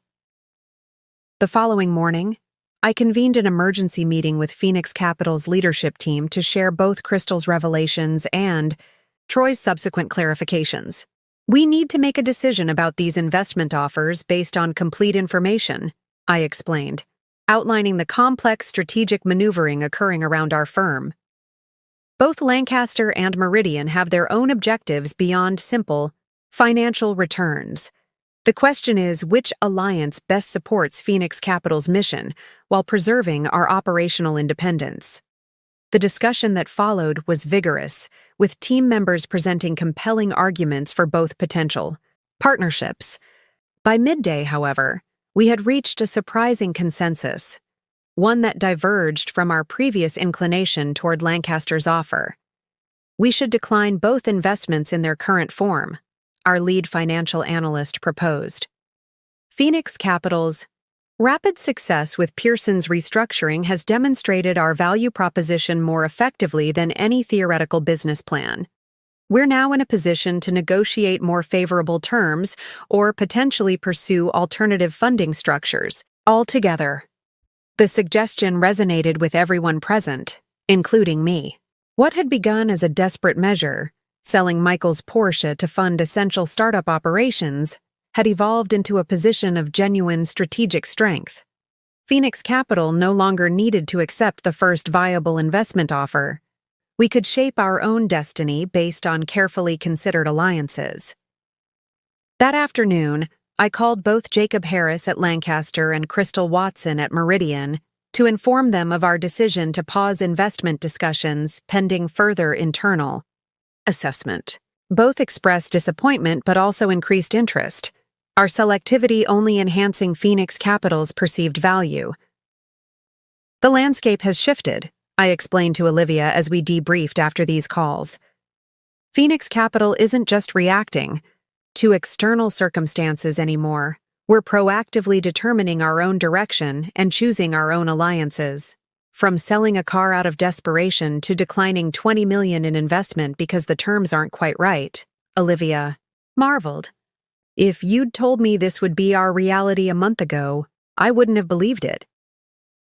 The true confirmation of Phoenix Capital's transformed position came the following day, when I received calls from 3 additional financial institutions expressing interest in potential partnership arrangements. Word of our declined offers had spread throughout the industry, creating a perception of Phoenix Capital as a highly selective, values-driven firm with transformative potential. By week's end, we had scheduled preliminary discussions with 7 different potential alliance partners, each offering unique combinations of financial resources, market access, and mission alignment. Phoenix Capital had evolved from a desperate entrepreneurial gamble into a coveted strategic partner with the luxury of choosing its own collaborators. As I reviewed the various partnership proposals that weekend, I couldn't help reflecting on the extraordinary chain of events triggered by Michael's canceled anniversary dinner. The Porsche sale that had initially seemed like emotional rebellion had catalyzed a sequence of professional transformations that now positioned Phoenix Capital at the center of a reconfiguring financial landscape. The most significant alliance confirmation, however, came from an unexpected source. Marcus Blackwell called Sunday evening with news about the divorce settlement. Michael has added another provision to the agreement, he reported.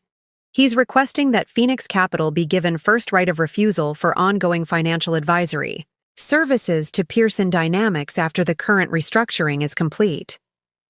The proposal was unprecedented, Michael effectively ensuring that the company he had founded would maintain a permanent professional relationship with the firm his. Sometimes, the path to recognition requires dramatic action, like selling a beloved Porsche to fund a dream business. And sometimes that dream business becomes exactly what's needed to solve problems created by those who dismissed it as unnecessary in the first place. 1 year to the day after Michael had canceled our anniversary dinner to handle his urgent Tokyo deal, I stood at the podium of the Women in Finance Summit, delivering the keynote address to the country's financial elite. Phoenix Capital had evolved from a desperate startup funded by a car sale into one of the most respected advisory firms in the industry, with a client list that included promising ventures traditional institutions had overlooked. The past year has taught me something profound about value, I told the attentive audience. We often fail to recognize the most significant opportunities because they don't match our preconceived notions of what success should look like. In the front row sat Michael, no longer my husband, but now a business ally and reluctant champion of the very firm his dismissiveness had inadvertently created. Our divorce had been finalized 3 months earlier with the equitable settlement he'd proposed, including the scholarship fund established in my name for women pursuing finance careers. Pearson Dynamics had successfully completed its restructuring under Phoenix Capital's guidance, emerging as a more stable institution with transparent practices and diversified leadership. Michael had stepped down permanently as CEO, though Pearson maintained its advisory relationship with Phoenix Capital, as stipulated in our divorce agreement. The financial ecosystem functions most effectively when it recognizes value in all its diverse manifestations, I continued, presenting data from Phoenix Capital's market analysis. Persistent blind spots don't just harm individual entrepreneurs, they deprive our economy of essential innovations. As I concluded my speech to enthusiastic applause, I caught Michael's eye briefly. His expression carried a complex mixture of respect, regret, and something like pride. We had both, in our separate ways, arrived at a moment of recognition, acknowledging that what had emerged from our broken marriage was professionally valuable in ways neither could have anticipated. The summit's reception brought a steady stream of financial executives eager to discuss partnership opportunities with Phoenix Capital. We had recently closed our first major investment round, securing $30 million from a consortium that included Lancaster Group, Meridian Financial, and two other institutions. The funding would allow us to expand our operations nationally while maintaining our focus on women-led ventures. As the reception wound down, Michael approached me, maintaining the professional boundaries we had established since the divorce. "Congratulations on the expansion funding," he said. "Phoenix Capital has accomplished more in 1 year than most advisory firms achieve in 5. "Thank you," I replied, accepting the compliment with the confident grace I'd developed since launching my own firm. "We've identified a significant market opportunity that traditional evaluation methods have consistently overlooked. You certainly have." He hesitated before adding, "The Porsche, by the way. Troy mentioned the buyer is bringing it to the Classic Car Show next month. Apparently it's become something of a legend in collector circles. The car that launched Phoenix Capital. They're calling it." I couldn't help but smile at this unexpected epilogue to our story. "Well, it was always a good investment, as you often said. Just not in the way either of us anticipated." Michael nodded, accepting the gentle irony. "For what it's worth, I'd make the same trade now. The car for what you've created? No contest." As he moved away to join the Pearson contingent, I found myself reflecting on the extraordinary journey of the past year. What had begun as an act of rebellion, selling Michael's prized Porsche after yet another canceled anniversary, had catalyzed a complete transformation of my professional identity, and, increasingly, the financial landscape itself. The Phoenix Fund, our newly established investment vehicle focused exclusively on women-led ventures, had already directed over $50 million to entrepreneurs who might otherwise have remained underfunded. These businesses were addressing market needs that traditional companies had ignored or underserved, creating both economic value and social impact. Olivia joined me as I prepared to leave the summit, her eyes sparkling with the satisfaction of our shared success. As both my closest friend and Phoenix Capital's chief marketing officer, she had witnessed every step of our extraordinary journey. 1 year, she marveled, from selling a car to changing an industry. Not bad for a month's work. The joke carried, the easy familiarity of our friendship and professional partnership. "The ultimate revenge success story," I replied with a smile. Though I'm not sure revenge is the right word anymore. Indeed, what had begun as an act of justified rebellion had evolved into something far more profound than simple vindication. Phoenix Capital had transformed not just my professional identity, but aspects of the financial industry itself, creating pathways for overlooked talent and undervalued innovation that benefited the entire ecosystem. As we left the summit venue, a sleek silver sports car pulled up at the valet station, not a vintage Porsche but the latest Tesla model. The driver, one of the entrepreneurs Phoenix Capital had successfully funded, waved enthusiastically in my direction. "That's Gracie Thompson," I explained to Olivia. "Her sustainable energy startup just closed a Series B round for $40 million. 3 major firms turned her down before Phoenix Capital recognized the potential." "From overlooked to oversubscribed," Olivia observed, "just like Phoenix Capital itself." Looking back across the year since that lonely anniversary dinner, I realized the most powerful lesson wasn't about Michael's failure to recognize my capabilities or even Phoenix Capital's subsequent success. It was about the artificial limitations we often accept without questioning, whether limitations others place on us or those we internalize through cultural conditioning. Selling Michael's Porsche hadn't just funded a business, it had shattered a perceptual framework that had constrained both his vision and my own expectations. The act itself, claiming the right to liquidate a prized possession to fund my ambitions, had represented a fundamental rejection of the subordinate role I had gradually accepted throughout our marriage. As our car pulled away from the summit venue, My phone buzzed with a message from Michael. Congratulations again on all you've achieved this year. The anniversary dinner you missed created something far more significant than the one I missed. The symmetry of his observation struck me as we merged into the evening traffic.